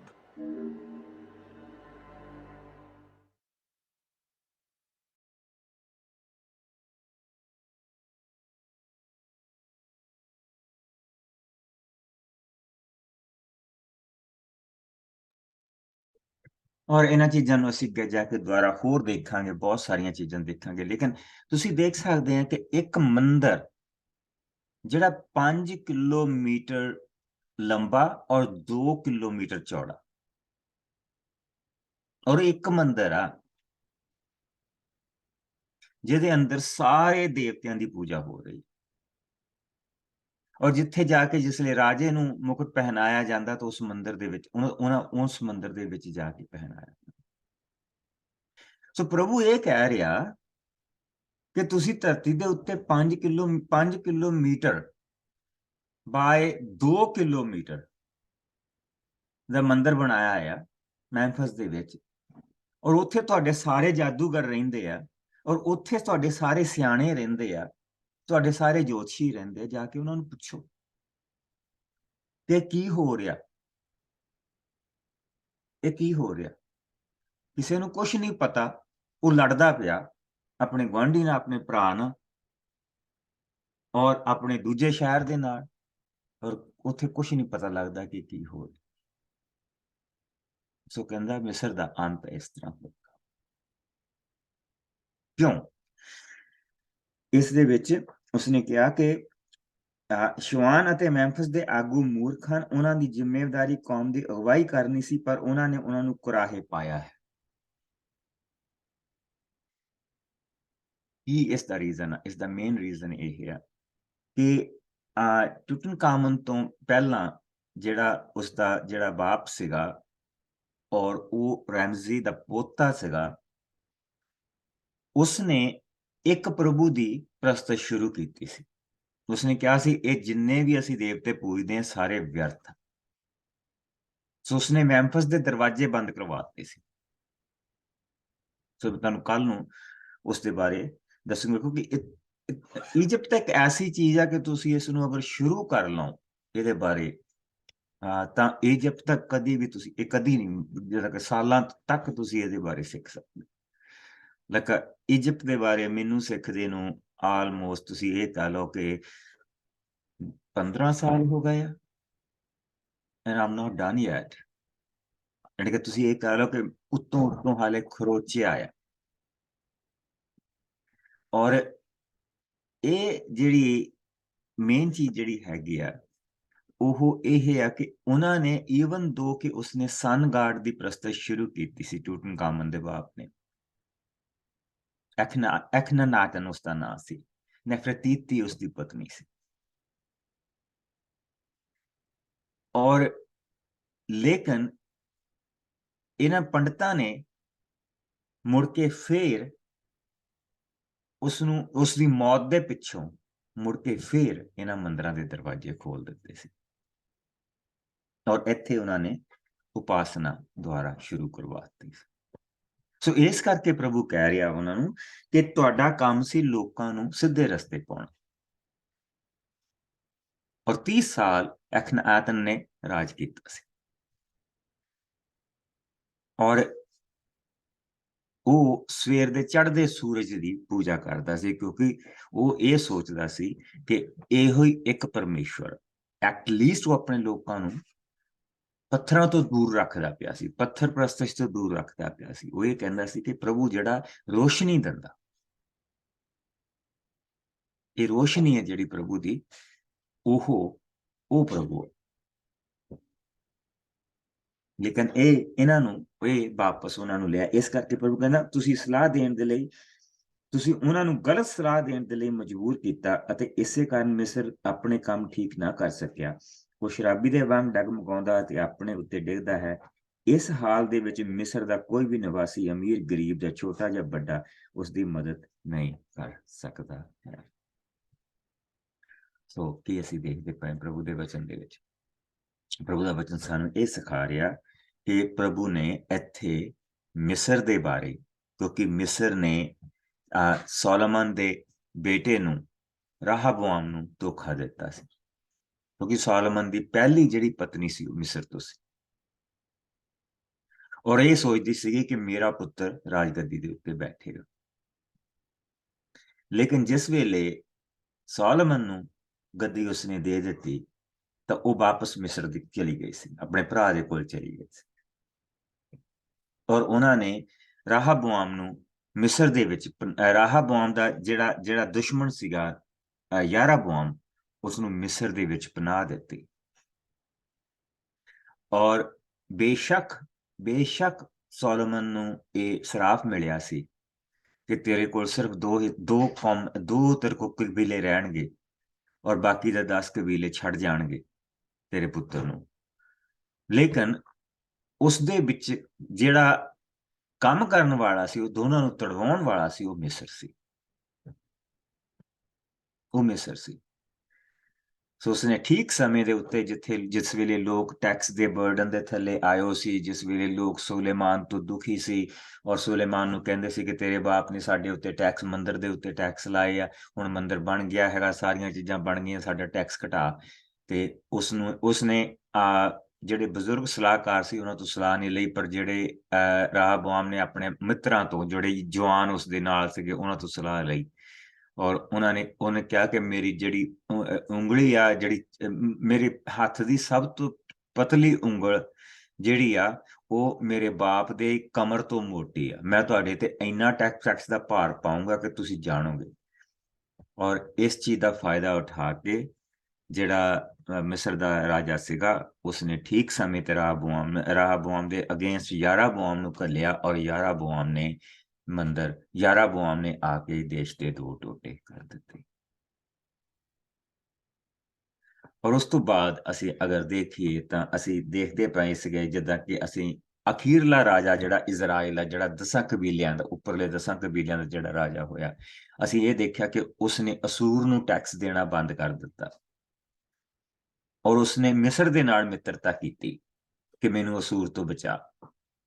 ਔਰ ਜਿਸ ਵੇਲੇ ਅਸੂਰ ਨੇ ਹਮਲਾ ਕੀਤਾ ਤਾਂ ਮਿਸਰ ਆਇਆ ਹੀ, ਮਿਸਰ ਨੇ ਆਪਣੀ ਫੌਜ ਹੀ ਨਿਕਲ ਲਈ, ਉਸਨੂੰ ਧੋਖਾ ਦਿੱਤਾ। ਔਰ ਇਹ ਸਜ਼ਾਵਾਂ ਸੀ ਜਿਹੜੀਆਂ ਉਹਨਾਂ ਦੇ ਉੱਤੇ ਆਈਆਂ। ਸੋ ਜਿਸ ਵੇਲੇ ਅਸੀਂ ਕਈ ਵਾਰੀ ਸੋਚਦੇ ਹਾਂ ਮਿਸਰ ਨੇ ਇੱਥੇ ਕੀ ਕੀਤਾ, ਮਿਸਰ ਦੇ ਲਈ ਇਹ ਕਿਉਂ ਏਦਾਂ ਕਹਿ ਰਿਹਾ ਬਈ, ਇਸ ਕਰਕੇ ਮੈਂ ਤੁਹਾਨੂੰ ਬਹੁਤ ਸਾਰੀਆਂ ਚੀਜ਼ਾਂ ਮਿਸਰ ਦੇ ਬਾਰੇ ਦੱਸ ਸਕਦਾ ਕਿ ਜਿਹੜੀਆਂ ਮਿਸਰ ਨੇ ਗਲਤ ਕੀਤੀਆਂ, ਪਰ ਇਹ ਮੋਟੀਆਂ-ਮੋਟੀਆਂ ਚੀਜ਼ਾਂ ਮਿਸਰ ਨੇ ਦੇਸ਼ ਦਰੋਹੀਆਂ ਨੂੰ ਆਪਣੇ ਦੇਸ਼ ਦੇ ਵਿੱਚ ਰੱਖਿਆ, ਉਹਨਾਂ ਨੂੰ ਪਾਲਿਆ, ਉਹਨਾਂ ਨੂੰ ਤਕੜੇ ਕੀਤਾ। ਰਾਹਬੋਆਮ ਨੂੰ ਉਸਨੇ ਆਪਣੀ ਜਿਹੜੀ ਵਾਈਫ ਦੀ ਛੋਟੀ ਭੈਣ ਸੀਗੀ ਉਹਦੇ ਨਾਲ ਉਹਦਾ ਵਿਆਹ ਕਰ ਦਿੱਤਾ, ਔਰ ਉੱਥੋਂ ਰਾਹਬੋਆਮ ਨੇ ਯਾਰਾਬੋਆਮ ਨੂੰ ਉੱਥੋਂ ਉਸਨੂੰ ਤਕੜਾ ਕਰਕੇ ਘੱਲਿਆ। ਕਈ ਵਾਰੀ ਮੁਆਬੀਆਂ ਨੂੰ ਮਿਸਰ ਨੇ ਮਦਦ ਘੱਲੀ, ਕਈ ਵਾਰੀ ਉਸਨੇ ਜਿਹੜੇ ਸੀਗੇ ਫਿਲਿਸਤੀਆਂ ਨੂੰ ਪ੍ਰਭੂ ਨੂੰ ਮਦਦ ਘੱਲ ਕੇ ਉਸਨੇ ਜੰਗ ਕਰਵਾਉਣੀ ਚਾਹੀ। ਬਹੁਤ ਕੁਝ ਮਿਸਰ ਨੇ ਕੀਤਾ ਬਾਅਦ ਦੇ ਵਿੱਚ, ਔਰ ਇਸੇ ਕਰਕੇ ਪ੍ਰਭੂ ਉਹਨਾਂ ਨੂੰ ਸਜ਼ਾ ਸੁਣਾਈ। ਠੀਕ, ਸੋ ਆਓ ਅਸੀਂ ਫਿਰ ਦੱਸਿਆ ਕਿ ਇਹ ਸਾਰਾ ਕੁਝ ਹੋਣ ਤੋਂ ਬਾਅਦ ਜਿਸਲੇ ਮਿਸਰ ਨੂੰ ਸਜ਼ਾ ਮਿਲੇਗੀ ਤਾਂ ਮਿਸਰ ਪ੍ਰਭੂ ਦੀ ਉਪਾਸਨਾ ਕਰੇਗਾ। 16 ਤੋਂ ਲੈ ਕੇ ਆਓ ਇਸ ਚੈਪਟਰ ਨੂੰ ਖਤਮ ਕਰ ਦੇ। ਮਿਸਰ ਪ੍ਰਭੂ ਦੀ ਉਪਾਸਨਾ ਕਰੇਗਾ। ਉਹ ਸਮਾਂ ਆ ਰਿਹਾ ਹੈ ਜਦੋਂ ਮਿਸਰ ਦੇ ਲੋਕ ਔਰਤਾਂ ਦੀ ਤਰ੍ਹਾਂ ਡਰਨਗੇ। ਜਦੋਂ ਉਹਨਾਂ ਨੂੰ ਪਤਾ ਲੱਗੇ ਕਿ ਸਰਵਸ਼ਕਤੀਮਾਨ ਪ੍ਰਭੂ ਨੇ ਉਹਨਾਂ ਨੂੰ ਸਜ਼ਾ ਦੇਣ ਲਈ ਆਪਣਾ ਹੱਥ ਉਤਾਂਹ ਚੁੱਕਿਆ ਹੈ, ਤਾਂ ਉਹ ਕੰਬ ਉੱਠਣਗੇ। ਮਿਸਰ ਦੇ ਲੋਕ ਹਰ ਵਾਰ ਯਹੂਦਾ ਦੇ ਲੋਕਾਂ ਤੋਂ ਭੈਭੀਤ ਹੋਣਗੇ ਜਦੋਂ ਉਹਨਾਂ ਨੂੰ ਸਰਵਸ਼ਕਤੀਮਾਨ ਪ੍ਰਭੂ ਦੇ ਉਹਨਾਂ ਵਿਰੁੱਧ ਕੀਤੇ ਫੈਸਲੇ ਬਾਰੇ ਦੱਸਿਆ ਜਾਵੇਗਾ। ਉਸ ਸਮੇਂ ਮਿਸਰ ਦੇ 5 ਨਗਰਾਂ ਦੇ ਲੋਕ ਇਬਰਾਨੀ ਬੋਲਣਗੇ ਅਤੇ ਸਰਵਸ਼ਕਤੀਮਾਨ ਪ੍ਰਭੂ ਦੇ ਨਾਂ ਉੱਤੇ ਸਹੁੰ ਚੁੱਕਣਗੇ। ਇਸ ਨਗਰ ਦਾ ਨਾਂ ਸੂਰਜ ਦਾ ਨਗਰ ਹੋਵੇਗਾ। ਉਸ ਸਮੇਂ ਮਿਸਰ ਦੇਸ਼ ਦੀ ਧਰਤੀ ਉੱਤੇ ਪ੍ਰਭੂ ਦੇ ਲਈ ਇੱਕ ਵੇਦੀ ਹੋਵੇਗੀ ਅਤੇ ਪ੍ਰਭੂ ਦੇ ਲਈ ਅਭਿਸ਼ੇਕਤ ਪੱਥਰ ਮਿਸਰ ਦੀ ਹੱਦ ਉੱਤੇ ਹੋਵੇਗਾ। ਇਹ ਸਰਵਸ਼ਕਤੀਮਾਨ ਪ੍ਰਭੂ ਦੇ ਮਿਸਰ ਵਿੱਚ ਹੋਣ ਦਾ ਚਿੰਨ੍ਹ ਹੋਣਗੇ। ਜਦੋਂ ਕਿਸੇ ਅਤਿਆਚਾਰ ਸਮੇਂ ਮਿਸਰੀ ਪ੍ਰਭੂ ਅੱਗੇ ਪੁਕਾਰਨਗੇ ਤਾਂ ਉਹਨਾਂ ਦੇ ਬਚਾਉਣ ਲਈ ਉਹ ਆਪ ਕਿਸੇ ਨੂੰ ਘੱਲੇਗਾ। ਤਦ ਪ੍ਰਭੂ ਆਪਣੇ ਆਪ ਨੂੰ ਮਿਸਰ ਦੇ ਲੋਕਾਂ ਉੱਤੇ ਪ੍ਰਗਟ ਕਰੇਗਾ ਅਤੇ ਉਹ ਉਸ ਨੂੰ ਜਾਣਨਗੇ। ਮਿਸਰੀ ਲੋਕ ਉਸ ਦੀ ਉਪਾਸਨਾ ਕਰਨਗੇ ਅਤੇ ਉਸ ਦੇ ਲਈ ਬਲੀਆਂ ਅਤੇ ਭੇਟਾਂ ਲਿਆਉਣਗੇ। ਉਹ ਪ੍ਰਭੂ ਦੇ ਸਾਹਮਣੇ ਸੁੱਖਣਾ ਸੁੱਖਣਗੇ ਅਤੇ ਉਹਨਾਂ ਨੂੰ ਪੂਰਾ ਵੀ ਕਰਨਗੇ। ਸੋ ਪ੍ਰਭੂ ਮਿਸਰ ਦੇ ਲੋਕਾਂ ਨੂੰ ਸਜ਼ਾ ਦੇਵੇਗਾ, ਪਰ ਫਿਰ ਉਹ ਉਹਨਾਂ ਨੂੰ ਚੰਗਾ ਵੀ ਕਰੇਗਾ। ਉਹ ਪ੍ਰਭੂ ਵੱਲ ਮੁੜਨਗੇ ਅਤੇ ਪ੍ਰਭੂ ਉਹਨਾਂ ਦੀਆਂ ਪ੍ਰਾਰਥਨਾਵਾਂ ਸੁਣੇਗਾ ਅਤੇ ਉਹਨਾਂ ਨੂੰ ਚੰਗਾ ਕਰੇਗਾ। ਉਸ ਸਮੇਂ ਇੱਕ ਸੜਕ ਮਿਸਰ ਤੋਂ ਅਸੂਰ ਤੱਕ ਜਾਵੇਗੀ ਅਤੇ ਇਹਨਾਂ ਦੋਵਾਂ ਦੇਸ਼ਾਂ ਦੇ ਲੋਕ ਇੱਕ ਦੂਜੇ ਦੇ ਦੇਸ਼ ਵਿੱਚ ਆਉਣ ਜਾਣਗੇ ਅਤੇ ਉਹ ਇਕੱਠੇ ਮਿਲ ਕੇ ਉਪਾਸਨਾ ਕਰਨਗੇ। ਉਸ ਸਮੇਂ ਇਸਰਾਏਲ ਮਿਸਰ ਅਤੇ ਅਸੂਰ ਦੇ ਬਰਾਬਰ ਹੋਵੇਗਾ ਅਤੇ ਉਹ ਤਿੰਨੇ ਦੇਸ਼ ਬਾਕੀ ਦੇ ਸੰਸਾਰ ਦੇ ਲਈ ਅਸੀਸ ਦਾ ਕਾਰਨ ਹੋਣਗੇ। ਸਰਵਸ਼ਕਤੀਮਾਨ ਪ੍ਰਭੂ ਉਹਨਾਂ ਤਿੰਨਾਂ ਦੇਸ਼ਾਂ ਨੂੰ ਅਸੀਸ ਦੇਵੇਗਾ ਅਤੇ ਕਹੇਗਾ, ਮਿਸਰ ਦੇਸ਼ ਦੇ ਮੇਰੇ ਲੋਕੋ, ਤੁਸੀਂ ਅਸੀਸਤ ਹੋਵੋ। ਮੇਰੇ ਹੱਥਾਂ ਦੀ ਕਾਰੀਗਰੀ ਅਸੂਰ ਦੇ ਲੋਕੋ, ਤੁਸੀਂ ਵੀ, ਅਤੇ ਮੇਰੇ ਚੁਣੇ ਹੋਏ ਇਜ਼ਰਾਈਲ ਦੇ ਲੋਕੋ, ਤੁਸੀਂ ਵੀ ਅਸੀਸਤ ਹੋਵੋ। ਆਮੀਨ। ਸੋ ਹੁਣ ਇੱਥੇ ਅਸੀਂ ਕੀ ਦੇਖਦੇ ਪਏ ਹਾਂ? ਇੱਥੇ ਅਸੀਂ ਬੇਸਿਕਲੀ ਜਿਹੜੀ ਮੇਨ ਚੀਜ਼ ਦੇਖਦੇ ਪਏ ਹਾਂ, ਕਿਉਂਕਿ ਸਾਨੂੰ ਪਤਾ ਆ ਕਿ ਜਿਸ ਵੇਲੇ ਅਸੂਰੀ ਜਿਸ ਵੇਲੇ ਵੀ ਹਮਲਾ ਕਰਦੇ ਸੀ, ਕਿਸੇ ਵੀ ਦੇਸ਼ ਉੱਤੇ ਹਮਲਾ ਕਰਦੇ ਸੀ, ਤਾਂ ਉਹ ਉੱਥੇ ਦੇ ਜਿਹੜੇ ਬਜ਼ੁਰਗ ਸੀਗੇ, ਜਿਹੜੇ ਬਿਮਾਰ ਹੁੰਦੇ ਸੀ, ਜਿਹੜੇ ਬੱਚੇ ਹੁੰਦੇ ਸੀ, ਉਹਨਾਂ ਨੂੰ ਉੱਥੇ ਛੱਡ ਦਿੰਦੇ ਸੀ। ਲੇਕਿਨ ਜਿਹੜੇ ਨੌਜਵਾਨ ਕੁੜੀਆਂ, ਨੌਜਵਾਨ ਮੁੰਡੇ, ਕੰਮ ਕਰਨ ਦੇ ਯੋਗ ਕਾਰੀਗਰ ਲੋਕ, ਉਹ ਉਹਨਾਂ ਨੂੰ ਲੈ ਜਾਂਦੇ ਸੀ ਔਰ ਫਿਰ ਕੀ ਕਰਦੇ ਸੀ, ਉਹਨਾਂ ਨੂੰ ਵੱਖ-ਵੱਖ ਦੇਸ਼ਾਂ ਦੇ ਵਿੱਚ ਖਿਲਾਰ ਦਿੰਦੇ ਸੀ। ਸੋ ਅਗਰ ਉਹ ਵੱਖ-ਵੱਖ ਦੇਸ਼ਾਂ ਦੇ ਵਿੱਚ ਖਿਲਾਰ ਦਿੰਦੇ ਸੀ ਤਾਂ ਅਸੀਂ ਇਹ ਕਹਿ ਸਕਦੇ ਹਾਂ ਈਜ਼ੀਲੀ ਇਹ ਕਹਿ ਸਕਦੇ ਹਾਂ ਕਿ ਜਿਸ ਲਈ ਅਸੂਰ ਦਾ ਰਾਜ ਸੀ, ਕਿਉਂਕਿ ਇੱਥੇ ਹਾਲੇ ਅਸੂਰ ਹੈਗਾ ਆ। ਮਿਸਰ ਦੇ ਉੱਤੇ 2 ਵਾਰੀ ਪ੍ਰਭੂ ਨੇ ਕਿਰਪਾ ਕਰਨੀ ਆ। ਇੱਕ ਵਾਰੀ ਪ੍ਰਭੂ ਨੇ ਇਸ ਵੇਲੇ ਕਿਰਪਾ ਕੀਤੀ ਹੈਗੀ ਆ, ਔਰ ਦੂਸਰੀ ਵਾਰੀ ਜਿਹੜੀ ਪ੍ਰਭੂ ਨੇ ਮਿਸਰ ਦੇ ਉੱਤੇ ਕਿਰਪਾ ਕਰਨੀ ਆ, ਉਹ ਜਿਸ ਵੇਲੇ ਲੈਟ ਮੀ ਸਟਾਪ ਦਿਸ ਫਰਸਟ। ਦੂਸਰੀ ਵਾਰੀ ਜਿਸ ਵੇਲੇ ਕਿਰਪਾ ਪ੍ਰਭੂ ਨੇ ਮਿਸਰ ਦੇ ਉੱਤੇ ਕਰਨੀ ਆ, ਉਸ ਵੇਲੇ ਜਿਸ ਵੇਲੇ ਰਾਜ ਆਉਣਾ ਹੈਗਾ ਸਾਇਰਸ ਦ ਗ੍ਰੇਟ ਦਾ, ਔਰ ਜਿਹਨੂੰ ਅਸੀਂ ਖੋਰਸ ਰਾਜਾ, ਜਿਸ ਨੂੰ ਇੰਡੀਆ ਦੇ ਵਿੱਚ ਖੋਰਸ ਰਾਜਾ ਕਰਕੇ ਵੀ ਜਾਣਿਆ ਜਾਂਦਾ। ਹੁਣ ਅਸੀਂ ਅਗਰ ਇਸ ਹਰੀ ਪੱਟੀ ਨੂੰ ਦੇਖ ਲਈਏ, ਜਿੱਦਾਂ ਕਿ ਗੂੜੀ, ਕਿਉਂਕਿ ਇਹ ਟਾਈਮ ਦੇ ਹਿਸਾਬ ਦੇ ਨਾਲ ਹੈ ਕਿ ਪਹਿਲਾਂ ਉਹਨਾਂ ਨੇ ਕਿਹੜੀਆਂ ਜਿੱਤੀਆਂ ਤੇ ਬਾਅਦ ਦੇ ਵਿੱਚ ਉਹਨਾਂ ਨੇ ਕਿਹੜੇ ਇਲਾਕੇ ਜਿੱਤੇ। ਬੇਸਿਕਲੀ ਇਹ ਅਗਰ ਕਿਹਾ ਜਾਵੇ ਤਾਂ ਇਹ ਸਾਰੇ ਦਾ ਸਾਰਾ ਜਿਹੜਾ ਇਲਾਕਾ ਇੱਥੋਂ ਪਰਜੀਆ ਤੋਂ ਲੈ ਕੇ ਪਰਜੀਆ ਕਹਿਣ ਦਾ ਮਤਲਬ ਕਿ ਈਰਾਨ ਤੋਂ ਲੈ ਕੇ ਬੇਸਿਕਲੀ ਈਰਾਨ ਦਾ ਜਿਹੜਾ ਬਾਰਡਰ ਆ ਉਹ ਬੇਸਿਕਲੀ ਪਾਕਿਸਤਾਨ ਦੇ ਨਾਲ ਲੱਗ ਜਾਂਦਾ। ਸੋ ਈਰਾਨ ਤੋਂ ਲੈ ਕੇ ਆਲ ਦਾ ਵੇ ਇੱਧਰ ਦੀ ਜਾ ਕੇ ਇਜਿਪਟ ਤੱਕ ਜਿਹੜਾ ਰਾਜ ਆ ਉਹ ਸਾਰੇ ਦਾ ਸਾਰਾ ਅਸੂਰ ਦਾ। ਸੋ ਪ੍ਰਭੂ ਕੀ ਕਹਿੰਦਾ ਪਿਆ, ਹਾਲੇ ਤੱਕ ਇਹ ਚੀਜ਼ਾਂ ਹੋਈਆਂ ਨਹੀਂ। ਪ੍ਰਭੂ ਇਹ ਕਹਿੰਦਾ ਪਿਆ ਆਪਣੇ ਬੰਦੇ ਦੇ ਰਾਹੀਂ ਕਿ ਇੱਕ ਸੜਕ ਬਣੇਗੀ ਜਿਹੜੀ ਇਜਿਪਟ ਤੋਂ ਲੈ ਕੇ, ਇਜਿਪਟ ਜਿਹਦਾ ਮਿਸਰ ਤੋਂ ਲੈ ਕੇ ਅਸੂਰ ਤੱਕ ਹੋਏਗੀ। ਸੋ ਆਫ ਕੋਰਸ ਜਿਨ੍ਹਾਂ ਨੇ ਇਹ ਸਾਰਾ ਦੇਸ਼ ਜਿੱਤਿਆ ਆ, ਉਹਨਾਂ ਨੇ ਕਿਉਂਕਿ ਇਹ ਜਿਹੜੀ ਸਭ ਕੁਝ ਹੋਇਆ ਹੈਗਾ ਇਹ 671 BC ਦੇ ਵਿੱਚ ਜਾ ਕੇ ਦੇ ਲਾਗੇ ਛਾਗੇ ਜਾ ਕੇ ਉਹਨਾਂ ਨੇ ਇਸ ਇਲਾਕੇ ਦੇ ਉੱਤੇ ਆਪਣਾ ਰਾਜ ਕਾਇਮ ਕੀਤਾ। ਉਦੋਂ ਤੱਕ ਜਿਹੜਾ ਪ੍ਰਭੂ ਦਾ ਬੰਦਾ ਯਸਾਇਆ ਸੀ ਉਹ ਮਰ ਚੁੱਕਾ ਸੀ, ਪ੍ਰਭੂ ਦੇ ਕੋਲ ਜਾ ਚੁੱਕਾ ਸੀ। ਸੋ ਉਹ ਸਮੇਂ ਤੋਂ ਪਹਿਲਾਂ ਇਹ ਸਾਰੀਆਂ ਚੀਜ਼ਾਂ ਲਿਖਦਾ ਪਿਆ। ਜਿਸ ਤਰ੍ਹਾਂ ਯਸਾਇਆ ਨਬੀ ਨੇ ਸਮੇਂ ਤੋਂ ਪਹਿਲਾਂ ਪ੍ਰਭੂ ਯਿਸੂ ਮਸੀਹ ਦੀ ਸਲੀਬ ਦੇ ਬਾਰੇ ਦੱਸਣਾ, ਯਿਸੂ ਮਸੀਹ ਦੇ ਮੁਰਦਿਆਂ ਚੋਂ ਜੀ ਬਾਰੇ ਉੱਠਣਾ ਦੱਸਣਾ, ਪ੍ਰਭੂ ਦੀ ਯਿਸੂ ਮਸੀਹ ਦੇ ਜਨਮ ਦੇ ਬਾਰੇ ਦੱਸਣਾ, ਉਹ ਸਾਰਾ ਪਹਿਲਾਂ ਦੱਸਿਆ। ਇਦਾਂ ਹੀ ਜੋ ਪ੍ਰਭੂ ਯਿਸੂ ਮਸੀਹ ਤੋਂ ਪਹਿਲਾਂ ਜਿਹੜੀਆਂ ਚੀਜ਼ਾਂ ਹੋਣੀਆਂ ਔਰ ਜਿਹੜੀਆਂ ਬਹੁਤ ਲਾਗੇ ਆ ਇਸ ਵੇਲੇ, ਜਿਹੜੀਆਂ ਬਹੁਤ ਲਾਗੇ ਆ, ਉਹਨਾਂ ਦੇ ਬਾਰੇ ਉਹ ਦੱਸਦਾ ਪਿਆ ਕਿ ਅਸੂਰ ਦਾ ਰਾਜ ਹੋਏਗਾ ਔਰ ਅਸੂਰ ਤੋਂ ਮਿਸਰ ਤੱਕ ਇੱਕ ਸੜਕ ਹੋਏਗੀ, ਔਰ ਜਿਹੜੇ ਪ੍ਰਭੂ ਦੇ ਬੰਦੇ ਆ ਇਸ ਸੜਕ ਦਾ ਫਾਇਦਾ ਉਠਾਉਂਦੇ ਹੋਏ ਪ੍ਰਭੂ ਦਾ ਨਾਂ ਦੂਰ ਦੂਰ ਤੱਕ ਦੱਸਣਗੇ। ਬਾਏ ਦਾ ਵੇ ਅਗਰ ਅਸੀਂ ਦੇਖੀਏ, ਅਸੀਂ ਗਾਂ ਜਾ ਕੇ ਅਸੀਂ ਦੇਖਣਾ, ਅਸੂਰ ਦੇ ਲੋਕਾਂ ਨੂੰ ਪ੍ਰਭੂ ਦੇ ਸ਼ਬਦ ਤੋਂ ਕੋਈ ਨਾ ਨੁੱਕਰ ਨਹੀਂ ਸੀ, ਬਲਕਿ ਉਹਨਾਂ ਨੇ ਰਾਜਾ ਹਿਜ਼ਕੀਆ ਨੂੰ ਕਿਹਾ ਸੀ ਕਿ ਤੇਰਾ ਹੀ ਪਰਮੇਸ਼ਰ ਸਾਨੂੰ ਲੈ ਕੇ ਆਇਆ। ਸੋ ਉਹਨਾਂ ਨੇ ਪ੍ਰਭੂ ਦੇ ਪ੍ਰਚਾਰ ਨੂੰ ਕਦੀ ਨਹੀਂ ਰੋਕਿਆ। ਈਵਨ ਦੋ ਅਸੀਂ ਪਿੱਛੇ ਪੜ ਕੇ ਹਟੇ ਆ ਕਿ ਜਿਸ ਵੇਲੇ ਉਹਨਾਂ ਨੇ ਇਜ਼ਰਾਈਲ ਦੇ ਉੱਤੇ ਰਾਜ ਕੀਤਾ, ਇਜ਼ਰਾਈਲ ਦੇ ਵਿੱਚ ਲਿਆ ਕੇ ਆਪਣੇ ਲੋਕ ਵਸਾਏ, ਯਾਨੀ ਕਿ ਇਜ਼ਰਾਈਲ ਦਾ ਕਹਿਣ ਦਾ ਮਤਲਬ ਜਿਹੜੇ ਬਾਕੀ ਦੇ ਉਤਲੇ 10 ਕਬੀਲੇ ਆ, ਯਹੂਦਾ ਨਹੀਂ। ਯਹੂਦਾ ਦੇ ਉੱਤੇ ਉਹਨਾਂ ਦਾ ਕਦੀ ਵੀ ਜਿੱਦਾਂ ਕਿ ਉਹਨਾਂ ਨੇ ਯਹੂਦਾ ਦੇ ਕੁਛ ਕਿਲੇ ਉਜਾੜੇ, ਕੁਛ ਇਲਾਕੇ ਉਜਾੜੇ, ਪਰ ਕਦੀ ਵੀ ਯਹੂਦਾ ਦੇ ਉੱਤੇ ਉਹ ਆਪਣਾ ਕਬਜ਼ਾ ਨਹੀਂ ਕਰ ਸਕੇ, ਕਿਉਂਕਿ ਪ੍ਰਭੂ ਨੇ ਇਹ ਦਿਖਾਤਾ ਕਿ ਮੇਰਾ ਬਚਾਅ ਕੀ ਹੁੰਦਾ, ਮੇਰਾ ਬਚਾਅ ਕੀ ਹੁੰਦਾ, ਇੱਕ ਛੋਟੇ ਤੋਂ ਛੋਟੇ ਨੂੰ ਵੀ ਮੈਂ ਕਿੱਦਾਂ ਬਚਾਉਣਾ, ਔਰ ਕੋਈ ਕੁਛ ਨਹੀਂ ਕਰ ਸਕਦਾ। ਪਰ ਜਿਸ ਵੇਲੇ ਮੈਂ ਆਪਣੇ ਖੰਭਾਂ ਦੀ ਲੋ ਉਹਨਾਂ ਤੋਂ ਹਟਾ ਲੈਣਾ ਤੇ ਫਿਰ ਉਹਨਾਂ ਨੂੰ ਕੋਈ ਬਚਾ ਨਹੀਂ ਸਕਦਾ।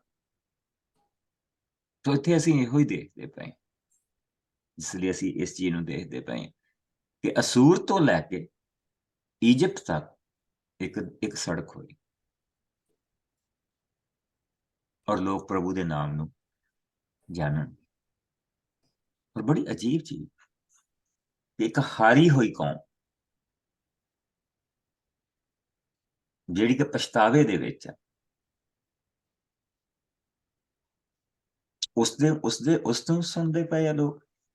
ਔਰ ਅਸੀਂ ਇਹ ਦੇਖਿਆ ਸੀ ਕਿ ਜਿਸ ਵੇਲੇ ਈਵਨ ਅਸੂਰ ਦੇ ਜਿਹੜੇ ਲੋਕ ਆ, ਸਾਨੂੰ ਉੱਥੋਂ ਪਤਾ ਲੱਗਦਾ ਕਿ ਉਹਨਾਂ ਨੂੰ ਪ੍ਰਭੂ ਦੇ ਸ਼ਬਦ ਦੇ ਨਾਲ ਕੋਈ ਦੁਸ਼ਮਣੀ ਨਹੀਂ ਸੀ, ਲੇਕਿਨ ਹਾਂ ਉਹਨਾਂ ਨੂੰ ਇਹ ਚੀਜ਼ ਪਤਾ ਸੀ ਕਿ ਪ੍ਰਭੂ ਸਾਨੂੰ ਲੈ ਕੇ ਆਇਆ, ਇਜ਼ਰਾਈਲੀਆਂ ਦਾ ਪ੍ਰਭੂ ਸਾਨੂੰ ਲੈ ਕੇ ਆਇਆ ਔਰ ਉਹ ਸਾਨੂੰ ਜਿੱਤਾਂ ਦੇ ਰਿਹਾ, ਇੰਨਾ ਉਹਨਾਂ ਨੂੰ ਪਤਾ ਸੀ।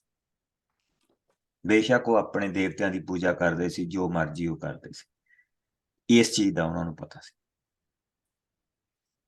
ਔਰ ਜਿਸ ਵੇਲੇ ਉਹ ਇਜ਼ਰਾਈਲ ਦੇ ਵਿੱਚ ਆਏ, ਇਜ਼ਰਾਈਲ ਦੇ ਵਿੱਚ ਅਸੂਰੀ ਲੋਕ ਬਸੇ, ਉੱਥੇ ਸ਼ੇਰ ਆਏ, ਉਹਨਾਂ ਨੂੰ ਮਾਰਨ ਲੱਗੇ, ਤਾਂ ਫਿਰ ਉਹਨਾਂ ਨੇ ਕਿਹਾ ਕਿ ਸਾਨੂੰ ਇੱਥੇ ਦੇ ਦੇਵਤੇ ਦੀ ਪੂਜਾ ਕਰਨੀ ਨਹੀਂ ਆਉਂਦੀ। ਤਾਂ ਫਿਰ ਉਹਨਾਂ ਨੇ ਇੱਕ ਲੇਵੀ ਲਿਆਂਦਾ, ਇੱਕ ਪੁਰੋਹਿਤ ਲਿਆਂਦਾ, ਜਿਸ ਨੇ ਆ ਕੇ ਉਹਨਾਂ ਨੂੰ ਪ੍ਰਭੂ ਦੀ ਪੂਜਾ ਕਰਨੀ ਸਿਖਾਈ। ਸੋ ਉਹ ਪ੍ਰਭੂ ਦੀ ਵੀ ਪੂਜਾ ਕਰਦੇ ਸੀ। ਉੱਥੋਂ ਸਾਨੂੰ ਔਰ ਉਹ ਯਸਾਇਆ ਨਬੀ ਤੋਂ ਸਾਰੀਆਂ ਚੀਜ਼ਾਂ ਬਾਅਦ ਦੇ ਵਿੱਚ ਹੋਈਆਂ, ਲੇਕਿਨ ਪ੍ਰਭੂ ਉਹਨਾਂ ਨੂੰ ਦਿਖਾ ਰਿਹਾ ਕਿ ਸਾਰੀਆਂ ਚੀਜ਼ਾਂ ਹੋਣਗੀਆਂ। ਠੀਕ, ਸੋ ਇਹ ਚੀਜ਼ਾਂ ਅਸੀਂ ਵਚਨ ਦੇ ਵਿੱਚੋਂ ਦੇਖਦੇ ਪਏ ਹਾਂ। ਬੀਮਾ ਪਾਪ ਛੋਟਾ ਜਿਹਾ ਹਿੱਸਾ ਹੈ, ਆਓ ਇਸ ਨੂੰ ਦੇਖੀਏ ਸਾਰੇ ਦਾ ਸਾਰਾ। ਨੰਗੇ ਨਵੀ ਦਾ ਚਿੰਨ। ਅਸੂਰ ਦੇ ਰਾਜਾ ਸਰਗੈਨ ਦੇ ਹੁਕਮ ਨੂੰ ਪੂਰਾ ਕਰਦੇ ਹੋਏ ਅਸੂਰੀ ਸੈਨਾ ਦੇ ਸੈਨਾਪਤੀ ਨੇ ਫਿਲਸਤੀਆਂ ਦੇ ਅਸ਼ਦੋਦ ਉੱਤੇ ਚੜ੍ਹਾਈ ਕਰਕੇ ਉਸ ਉੱਤੇ ਅਧਿਕਾਰ ਕਰ ਲਿਆ। ਪਰ ਇਸ ਘਟਨਾ ਦੇ 3 ਸਾਲ ਪਹਿਲਾਂ ਪ੍ਰਭੂ ਨੇ ਮੋਸ ਦੇ ਪੁੱਤਰ ਯਸਾਇਆ ਨਬੀ ਨੂੰ ਕਿਹਾ ਸੀ ਕਿ ਉਹ ਆਪਣਾ ਤੱਪੜ ਦਾ ਚੋਲਾ ਅਤੇ ਪੈਰੋਂ ਜੁੱਤੀ ਉਤਾਰ ਕੇ ਜਾਵੇ। ਯਸਾਇਆ ਨੇ ਪ੍ਰਭੂ ਦੇ ਕਹੇ ਅਨੁਸਾਰ ਕੀਤਾ ਅਤੇ ਨੰਗਾ ਬਿਨਾਂ ਜੁੱਤੀ ਦੇ ਗਿਆ। ਜਦੋਂ ਅਸ਼ਦੋਦ ਉੱਤੇ ਕਬਜ਼ਾ ਹੋ ਰਿਹਾ ਸੀ ਤਾਂ ਪ੍ਰਭੂ ਨੇ ਕਿਹਾ, ਮੇਰਾ ਦਾਸ ਯਸਾਇਆ ਨੰਗਾ ਅਤੇ ਬਿਨਾਂ ਜੁੱਤੀ ਦੇ 3 ਸਾਲਾਂ ਤੱਕ ਇੱਧਰ ਉੱਧਰ ਜਾਵੇਗਾ। ਇਹ ਮਿਸਰ ਅਤੇ ਸੁਡਾਨ ਦੇਸ਼ ਦੇ ਲਈ ਚਿੰਨ੍ਹ ਠਹਿਰੇਗਾ। ਅਸੂਰ ਦਾ ਰਾਜਾ ਇਹਨਾਂ ਦੋਹਾਂ ਦੇਸ਼ਾਂ ਦੇ ਲੋਕਾਂ ਨੂੰ ਫੜ ਕੇ ਨੰਗੇ ਬੰਦੀ ਰੂਪ ਵਿੱਚ ਲੈ ਜਾਵੇਗਾ। ਸਭ ਵੱਡੇ ਛੋਟੇ ਬਿਲਕੁਲ ਨੰਗੇ ਸਰੀਰ ਚੱਲਣਗੇ ਤੇ ਇਹ ਮਿਸਰ ਦੇਸ਼ ਦੀ ਸ਼ਰਮਿੰਦਗੀ ਦਾ ਕਾਰਨ ਹੋਵੇਗਾ। ਪਰ ਉਹਨਾਂ ਸਭ ਲੋਕਾਂ ਦੀ ਉਮੀਦ ਉੱਤੇ ਵੀ ਪਾਣੀ ਫਿਰ ਜਾਵੇਗਾ ਜੋ ਸੁਡਾਨ ਅਤੇ ਮਿਸਰ ਉੱਤੇ ਹੰਕਾਰ ਅਤੇ ਭਰੋਸਾ ਕਰਦੇ ਹਨ। ਉਸ ਸਮੇਂ ਸਾਗਰ ਦੇ ਕੰਢੇ ਉੱਤੇ ਰਹਿ ਰਹੇ ਫਿਲਸਤੀ ਲੋਕ ਕਹਿਣਗੇ, ਦੇਖੋ ਉਹਨਾਂ ਲੋਕਾਂ ਦਾ ਕੀ ਹਾਲ ਹੋਇਆ ਹੈ ਜਿਨ੍ਹਾਂ ਉੱਤੇ ਸਾਨੂੰ ਭਰੋਸਾ ਸੀ ਕਿ ਉਹ ਸਾਡਾ ਬਚਾਅ ਅਸੂਰ ਦੇ ਰਾਜਾ ਤੋਂ ਕਰਨਗੇ। ਹੁਣ ਅਸੀਂ ਕਿਸ ਤਰ੍ਹਾਂ ਬਚਾਂਗੇ? ਆਮੀਨ। ਸੋ ਉਹ ਕੌਣ ਸੀ ਜਿਹੜਾ ਉਹਨਾਂ ਦਾ ਬਚਾਅ ਕਰਨਗੇ ਸੀ? ਆਫ ਕੋਰਸ ਮਿਸਰੀ ਉਹਨਾਂ ਦੀ ਮਦਦ ਕਰਦੇ ਸੀ। ਮਿਸਰੀ ਉਹਨਾਂ ਤੋਂ ਸ਼ਰਾਰਤਾਂ ਕਰਾਉਂਦੇ ਸੀ।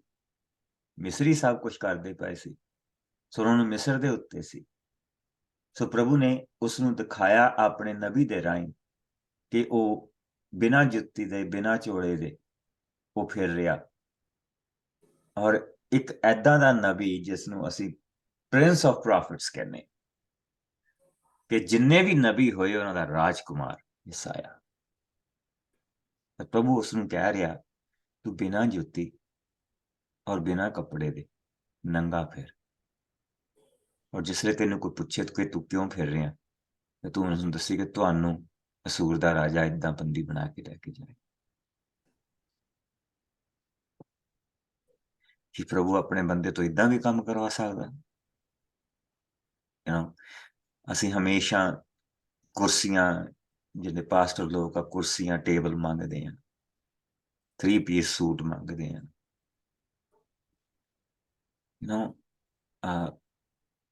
ਕਈ ਵਾਰੀ ਖੁਦਾਵੰਦ ਏਦਾਂ ਵੀ ਕੰਮ ਕਰਦਾ। ਔਰ ਉਸ ਨੂੰ ਕਹਿਣ ਦਾ ਮਤਲਬ ਕਿ ਉਹਨਾਂ ਨੂੰ ਦਿਖਾਇਆ ਕਿ ਤੁਹਾਨੂੰ ਇਸ ਤਰ੍ਹਾਂ ਲੈ ਕੇ ਜਾਏਗਾ। ਔਰ ਅਸੀਂ ਅਫਕੋਰਸ ਅਸੀਂ ਜਿਸਲੇ ਰਾਜਾਂ ਦੀਆਂ ਪੋਥੀਆਂ ਪੜ੍ਹਦੇ ਹਾਂ, ਗਾਂ ਜਾ ਕੇ ਪੜ੍ਹਦੇ ਹਾਂ, ਸਾਨੂੰ ਪਤਾ ਲੱਗਦਾ ਕਿ ਉਹ ਇਸੇ ਤਰ੍ਹਾਂ ਉਹਨਾਂ ਨੂੰ ਲੈ ਕੇ ਗਿਆ।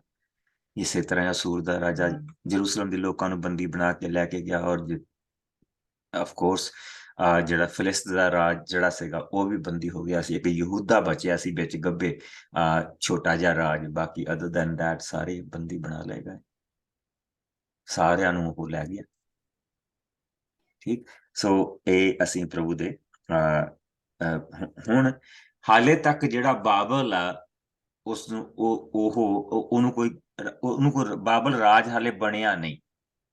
ਹਾਲੇ ਤੱਕ ਬਾਬਲ ਦਾ ਆਪਣਾ ਕੋਈ ਰਾਜ ਨਹੀਂ। ਔਰ ਇਸ ਵੇਲੇ ਜਿਹੜਾ ਬਾਬਲ ਦਾ ਜਿਹੜਾ ਇਲਾਕਾ ਆ ਉਹ ਬੇਸਿਕਲੀ ਇਸ ਇਲਾਕੇ ਦੇ ਵਿੱਚ ਆਉਂਦਾ। ਆ ਜਿਹੜਾ ਅਸੀਂ ਦੇਖਦੇ ਪਏ ਆ ਨਾ, ਆਹ ਦੇਖੋ ਇੱਥੇ ਆ ਬੈਬੀਲੋਨ ਆ, ਆਹ ਜਿਹੜੇ ਇਲਾਕੇ ਹੈਗੇ ਇੱਥੇ ਇਸ ਇਲਾਕੇ ਦੇ ਵਿੱਚ ਬਾਬਲ ਦਾ ਇਲਾਕਾ ਆਉਂਦਾ। ਅਗਰ ਮੈਂ ਜਿੱਥੇ ਮੈਂ ਆਪਣਾ ਘੁਮਾਉਣਾ ਪਿਆ, ਲੇਕਿਨ ਇਸ ਵੇਲੇ ਇਹ ਅਸੂਰੀਆਂ ਦੇ ਥੱਲੇ, ਹਾਲੇ ਬਾਬਲ ਦਾ ਰਾਜ ਵੀ ਨਹੀਂ ਬਣਿਆ।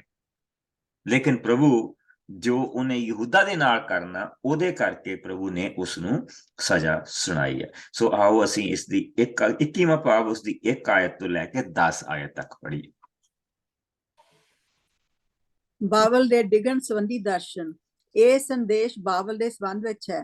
ਜਿਸ ਤਰ੍ਹਾਂ ਬਾਬਰੋਲਾ ਉਜਾੜ ਵੱਲੋਂ ਤੇਜ਼ੀ ਨਾਲ ਆਉਂਦਾ ਹੈ, ਉਸੇ ਤਰ੍ਹਾਂ ਤਬਾਹੀ ਇੱਕ ਭਿਅੰਕਰ ਧਰਤੀ ਵੱਲੋਂ ਆਵੇਗੀ। ਮੈਂ ਇੱਕ ਅਤ ਭਿਅੰਕਰ ਦਰਸ਼ਨ ਦੇਖਿਆ ਜੋ ਅਤਿਆਚਾਰ ਅਤੇ ਤਬਾਹੀ ਦਾ ਸੀ। ਹੇ ਇਲਾਮੀ ਸੈਨਾ ਚੜ੍ਹਾਈ ਕਰ, ਹੇ ਮਾਦਾਈ ਸੈਨਾ ਨਗਰਾਂ ਨੂੰ ਘੇਰ ਲੈ। ਪਰਮੇਸ਼ਰ ਬਾਬਲ ਦੁਆਰਾ ਹੋਣ ਵਾਲੇ ਸਭ ਅਤਿਆਚਾਰ ਦਾ ਅੰਤ ਕਰ ਦੇਵੇਗਾ। ਮੈਂ ਜੋ ਕੁਝ ਉਸ ਦਰਸ਼ਨ ਵਿੱਚ ਦੇਖਿਆ ਤੇ ਸੁਣਿਆ, ਉਸਨੇ ਮੈਨੂੰ ਭੈਭੀਤ ਕਰ ਦਿੱਤਾ ਤੇ ਮੈਨੂੰ ਪ੍ਰਸਤੂਕ ਦੀਆਂ ਪੀੜਾਂ ਵਾਂਗ ਪੀੜ ਹੋਣ ਲੱਗੀ। ਮੇਰਾ ਦਿਲ ਧੜਕ ਰਿਹਾ ਹੈ ਤੇ ਮੈਂ ਡਰ ਦੇ ਨਾਲ ਕੰਬਣ ਲੱਗਾ। ਮੈਂ ਤਰਕਾਲਾਂ ਦੀ ਉਡੀਕ ਕਰਦਾ ਰਿਹਾ, ਪਰ ਇਹ ਮੇਰੇ ਲਈ ਭੈ ਤੋਂ ਬਿਨਾਂ ਹੋਰ ਕੁਝ ਨਾ ਲੈ ਕੇ ਆਈ। ਦਰਸ਼ਨ ਵਿੱਚ ਮੈਂ ਦੇਖਿਆ ਕਿ ਭੋਜ ਦੀ ਸਭ ਤਿਆਰੀ ਹੋ ਚੁੱਕੀ ਹੈ। ਪ੍ਰਾਹੁਣਿਆਂ ਦੇ ਬੈਠਣ ਲਈ ਦਰੀਆਂ ਵਿਛਾਈਆਂ ਹੋਈਆਂ ਅਤੇ ਉਹ ਖਾ ਪੀ ਰਹੇ ਹਨ। ਪਰ ਅਚਾਨਕ ਉੱਚੀ ਦਿੱਤੀ ਹੁਕਮ ਦੇਣ ਦੀ ਆਵਾਜ਼ ਆਈ, ਸਰਦਾਰੋ ਉਠੋ ਅਤੇ ਆਪਣੀਆਂ ਢਾਲਾਂ ਸੰਭਾਲ ਲਵੋ। ਤਦ ਪ੍ਰਭੂ ਨੇ ਮੈਨੂੰ ਕਿਹਾ, ਤੂੰ ਜਾ ਕੇ ਇੱਕ ਪਹਿਰੇਦਾਰ ਨੂੰ ਖੜਾ ਕਰ ਅਤੇ ਉਸ ਨੂੰ ਕਹਿ ਕਿ ਉਹ ਜੋ ਕੁਝ ਦੇਖੇ ਉਸ ਬਾਰੇ ਦੱਸੇ। ਜੇਕਰ ਉਸ ਨੂੰ ਘੋੜਿਆਂ ਉੱਤੇ ਦੋ ਦੋ ਦੀ ਟੋਲੀ ਵਿੱਚ ਆਦਮੀ ਆਉਂਦੇ ਦਿਖਣ ਅਤੇ ਆਦਮੀ ਕੁੱਤਿਆਂ ਅਤੇ ਊਠਾਂ ਉੱਤੇ ਸਵਾਰ ਹੋਣ, ਤਾਂ ਉਹ ਉਹਨਾਂ ਨੂੰ ਪੂਰੇ ਧਿਆਨ ਨਾਲ ਦੇਖੇ। ਪਹਿਰੇਦਾਰ ਨੇ ਪੁਕਾਰ ਕੇ ਕਿਹਾ, ਸ਼੍ਰੀਮਾਨ ਜੀ, ਮੈਂ ਆਪਣੇ ਪਹਿਰੇ ਦੀ ਥਾਂ ਉੱਤੇ ਰਾਤ ਦਿਨ ਪਹਿਰਾ ਦਿੱਤਾ ਹੈ, ਪਰ ਅਚਨਚੇਤ ਇੱਥੇ ਦੋ ਦੋ ਦੀ ਟੋਲੀ ਵਿੱਚ ਘੋੜਸਵਾਰ ਆ ਪਹੁੰਚੇ। ਪਹਿਰੇਦਾਰ ਨੇ ਇਹ ਸੂਚਨਾ ਦਿੱਤੀ, ਬਾਬਲ ਡਿੱਗ ਪਿਆ ਹੈ। ਉਹਨਾਂ ਦੇ ਬੁੱਤ ਜਿਨ੍ਹਾਂ ਦੀ ਉਹ ਪੂਜਾ ਕਰਦੇ ਸਨ ਧਰਤੀ ਉੱਤੇ ਟੋਟੇ ਟੋਟੇ ਹੋਏ ਪਏ ਹਨ। ਮੇਰੇ ਇਜ਼ਰਾਈਲੀ ਲੋਕੋ, ਤੁਸੀਂ ਕਣਕ ਦੇ ਪੇੜ ਵਿੱਚ ਪਏ ਗਾਹ ਵਾਂਗ ਹੋ, ਪਰ ਹੁਣ ਮੈਂ ਤੁਹਾਨੂੰ ਉਹ ਸ਼ੁਭ ਸਮਾਚਾਰ ਦਿੱਤਾ ਹੈ ਜੋ ਮੈਂ ਇਜ਼ਰਾਈਲ ਦੇ ਪਰਮੇਸ਼ਰ ਸਰਵ ਸ਼ਕਤੀਮਾਨ ਪ੍ਰਭੂ ਤੋਂ ਸੁਣਿਆ ਹੈ। ਸੋ ਹੁਣ ਅਸੀਂ ਕੀ ਦੇਖਦੇ ਪਏ ਹਾਂ, ਔਰ ਇਹ ਆਉਣ ਵਾਲੀ ਚੀਜ਼ ਹੈ। ਇਹ ਸਾਰਾ ਕੁਝ ਜਿਹੜਾ ਹੋਣਾ ਹੈਗਾ, ਇਹ ਫਾਰਸ ਤੇ ਮਾਦ ਦੇ ਰਾਜਾ ਨੇ ਕਰਨਾ। ਫਾਰਸ ਜਿਹੜਾ ਹੈਗਾ ਉਹ ਬੇਸਿਕਲੀ ਜਦੋਂ ਅਸੀਂ ਕਹਿੰਦੇ ਹੈਗੇ ਅੱਜ ਦਾ ਜਿਹੜਾ ਈਰਾਨ ਆ, ਔਰ ਈਰਾਨ ਦੇ ਵਿੱਚ ਇਹ ਸਾਰਾ ਜਿਹੜਾ ਕੰਮ ਕਰਨਾ ਹੈਗਾ, ਉਹ ਪਹਿਲਾਂ ਡੈਰੀਅਸ ਤੋਂ ਸ਼ੁਰੂ ਹੋਣਾ, ਔਰ ਡੈਰੀਅਸ ਦਾ ਫਸਟ ਉੱਥੋਂ ਸ਼ੁਰੂ ਹੋਣਾ, ਔਰ ਡੈਰੀਅਸ ਤੋਂ ਬਾਅਦ ਇਹ ਜਿਹੜਾ ਹੈਗਾ ਆ, ਤੁਸੀਂ ਇਹ ਕਹਿ ਲਓ ਕਿ ਸਾਇਰਸ ਦਾ ਫਸਟ ਜਿਹੜਾ ਸੀਗਾ, ਉਹਨੇ ਉਸਨੂੰ ਅੱਗੇ ਲੈ ਕੇ ਵਧਣਾ, ਔਰ ਸਾਇਰਸ ਦਾ ਸੈਕੰਡ ਜਿਹੜਾ ਦੂਸਰਾ ਸੀਗਾ, ਜਿਹੜਾ ਹਿੰਦੁਸਤਾਨ ਤੱਕ ਗਿਆ ਹੈਗਾ, ਉਸਨੇ ਉਸਨੂੰ ਅੱਗੇ ਵਧਾਉਣਾ। ਔਰ ਇਹ ਸਾਰੇ ਜਿਹੜੇ ਰਾਜਾ ਸੀਗੇ, ਇਹਨਾਂ ਨੂੰ ਕੰਬੋਜਾ ਕਿਹਾ ਜਾਂਦਾ ਸੀ। ਇੰਗਲਿਸ਼ ਦੇ ਵਿੱਚ ਕੈਮਜ਼ੀਅਨ ਕਹਿੰਦੇ ਹੈਗੇ ਆ, ਆਪਣੀ ਸਾਡੀ ਲੈਂਗੁਏਜ ਵਿੱਚ ਇਹਨਾਂ ਨੂੰ ਕੰਬੋਜ ਕਹਿੰਦੇ ਆ। ਇਹ ਕੰਬੋਜ ਰਾਜੇ ਸੀਗੇ। ਔਰ ਅੱਜ ਵੀ ਸਾਡੇ ਵਿੱਚ ਜਿਹੜੇ ਲੋਕ ਇਹਨਾਂ ਦੇ ਰਹਿੰਦੇ ਆ, ਅਸੀਂ ਉਹਨਾਂ ਨੂੰ ਕੰਬੋ ਕਹਿੰਦੇ। ਕੰਬੋ ਲੋਕ ਜਿਹੜੇ ਹੈਗੇ ਆ, ਉਹ ਅਸਲ ਦੇ ਵਿੱਚ ਫਾਰਸ ਤੋਂ ਆਏ ਆ। ਉਹ ਅਸਲ ਦੇ ਵਿੱਚ ਜਿਸ ਵੇਲੇ ਫਾਰਸ ਦੇ ਰਾਜੇ ਨੇ ਹਮਲੇ ਕੀਤੇ ਹੈਗੇ ਆ, ਔਰ ਉਹ ਹਿੰਦੁਸਤਾਨ ਤੱਕ ਉਹ ਆਇਆ, ਬੇਸਿਕਲੀ ਪੰਜਾਬ ਦੇ ਉੱਤੇ ਬੇਸਿਕਲੀ ਉਸਦਾ ਤੁਸੀਂ ਇਹ ਕਹਿ ਲਓ ਕਿ ਲੁਧਿਆਣੇ ਦੇ ਲਾਗੇ ਜਿਹੜਾ ਦਰਿਆ ਵਗਦਾ ਹੈਗਾ ਆ, ਸਤਲੁਜ ਦਰਿਆ ਤੱਕ ਉਸਦਾ ਕਬਜ਼ਾ ਸੀਗਾ, ਔਰ ਉਸ ਤੋਂ ਗਾਂਹ ਉਸਦੀਆਂ ਸੰਧੀਆਂ ਸੀ, ਗੁਜਰਾਤ ਤੱਕ ਉਸਦੀਆਂ ਸੰਧੀਆਂ ਸੀ। ਔਰ ਅੱਜ ਵੀ ਗੁਜਰਾਤ ਦੇ ਵਿੱਚ ਉਹਨਾਂ ਦੇ ਲੋਕ, ਬਹੁਤ ਸਾਰੇ ਜਿਹੜੇ ਲੋਕ ਆ ਗੁਜਰਾਤ ਦੇ ਵਿੱਚ ਵਸਦੇ ਪਏ। ਔਰ ਇਹ ਸਾਰਾ ਕੁਝ ਜਿਹੜਾ ਹੋਇਆ ਸੀਗਾ, ਇਹ ਉਹਦੇ ਸਮੇਂ ਦੇ ਵਿੱਚ ਹੋਇਆ ਸੀ। ਉਹਦੇ ਸਮੇਂ ਦੇ ਵਿੱਚ ਇਹ ਜਿਹੜਾ ਬੇਸਿਕਲੀ ਜਿਹੜਾ ਬਾਬਲ ਦਾ ਰਾਜ ਸੀਗਾ, ਉਹ ਖਤਮ ਹੋ ਗਿਆ ਸੀ। ਸੋ ਜਿਸ ਵੇਲੇ ਅਸੀਂ ਦੁਬਾਰਾ ਮਿਲਾਂਗੇ, ਮੈਂ ਤੁਹਾਨੂੰ ਇੱਕ ਵੀਡੀਓ ਦਿਖਾਊਂਗਾ, ਔਰ ਹਿੰਦੀ ਦੇ ਵਿੱਚ, that is the beauty of it, Hindi ਦੇ ਵਿੱਚ ਉਹ ਜਿਸ ਲਈ ਅਸੀਂ ਵੀਡੀਓ ਦੇਖਾਂਗੇ ਤਾਂ ਉਹਦੇ ਵਿੱਚ ਅਸੀਂ ਦੇਖਾਂਗੇ ਕਿ ਕਿਸ ਤਰ੍ਹਾਂ let me C if I can find it. ਬਹੁਤ ਹੀ ਲੰਬੀ ਨਹੀਂ, 5 ਮਿੰਟ ਦੀ ਹੈ ਸਾਰੀ। ਔਰ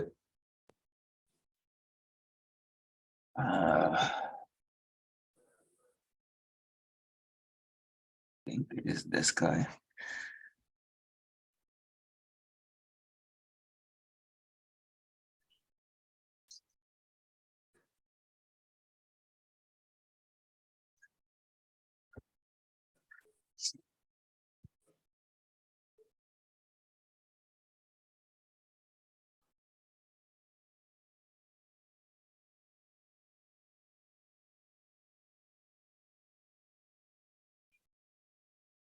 hello friends, mid 6th century BC के वर्ल्ड मैप पर आप 3 एरियाज को देख सकते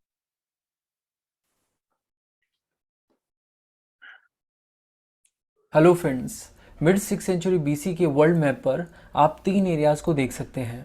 पहला है पर्सीज, दूसरा बेबीलोन और तीसरा मीडिया। इनमें से जो ये एरिया है पर्सीज, इस एरिया में रूल करते थे साइरस फर्स्ट, जिन्हें साइरस द ग्रेट भी कहा जाता है और इन्हें आर्कमेनिड एम्पायर का ग्रेटेस्ट रूलर माना जाता है। इन्होंने 558 बीसी से 530 बीसी तक रूल किया। अपने रूल के दौरान इन्होंने पूरे मीडिया को कॉन्कर किया और साथ ही साथ बेबीलोन को भी कॉन्कर किया। इस कॉन्क्वेस्ट के बाद अब आर्कमेनिड एम्पायर की बाउंड्री इंडिया के नॉर्थ वेस्टर्न रीजन तक आ पहुंची थी। नॉर्थ वेस्ट रीजन को कॉन्कर करने के लिए साइरस द ग्रेट के पास अब कई सारे रीजन थे। पहला रीजन ये था कि ये रीजन पॉलिटिकली फ्रेगमेंटेड था, यानी यहाँ पर कोई भी बड़ी पावर नहीं थी मगध की तरह। ये रीजन कई सारे स्मॉल प्रिंसिपैलिटीज़ में बटा हुआ था, जैसे कि गांधार, काम्बोज, मद्र, और ये सब आपस में लड़ते रहते थे। इसका मतलब अगर साइरस इस एरिया में अटैक करता है तो उसे किसी भी बड़ी ताकत का सामना नहीं करना पड़ेगा। और ये रीजन बेशक छोटा था, बट फिर भी ये बहुत ही वेल्दी रीजन था। तो साइरस अगर इस रीजन को जीत लेता है तो जीत का इनाम बड़ा होगा। इसके अलावा इंडिया के इस नॉर्थ वेस्ट रीजन में एंटर करना भी बहुत ही ईजी था थ्रू हिंदू कुश पासेस। तो ऐसे में आर्कमेनिड रूलर साइरस वन के लिए ये एक नेचुरल चॉइस थी कि वो इस एरिया में एंटर करके इस एरिया की पॉलिटिकल डिसयूनिटी का फ़ायदा उठाए। और यही रीज़न बना जिसकी वजह से साइरस वन ने इंडिया के नॉर्थ वेस्ट रीजन में अपना पहला एक्सपेडिशन शुरू किया और इस तरह इंडिया में आने वाला वो पहला कॉन्करर बना। उसने गांधार और काम्बोज के साथ साथ इंडस रिवर के वेस्ट में जितने भी रीजन्स हैं और ट्राइब्स हैं उनको कॉन्कर किया। और इसका फ़ायदा आर्कमेनिड एम्पायर को ये हुआ कि इससे आर्कमेनिड एम्पायर को ट्रिब्यूट मिलने लगा था। इंडस रिवर को ऋग्वेद में सिंधु कहा जाता है और पर्शिया में क्योंकि सा को हा बोला जाता है, इसीलिए इन एरिया में रहने वाले लोगों को पर्शियन लोगों ने हिंदू कहा।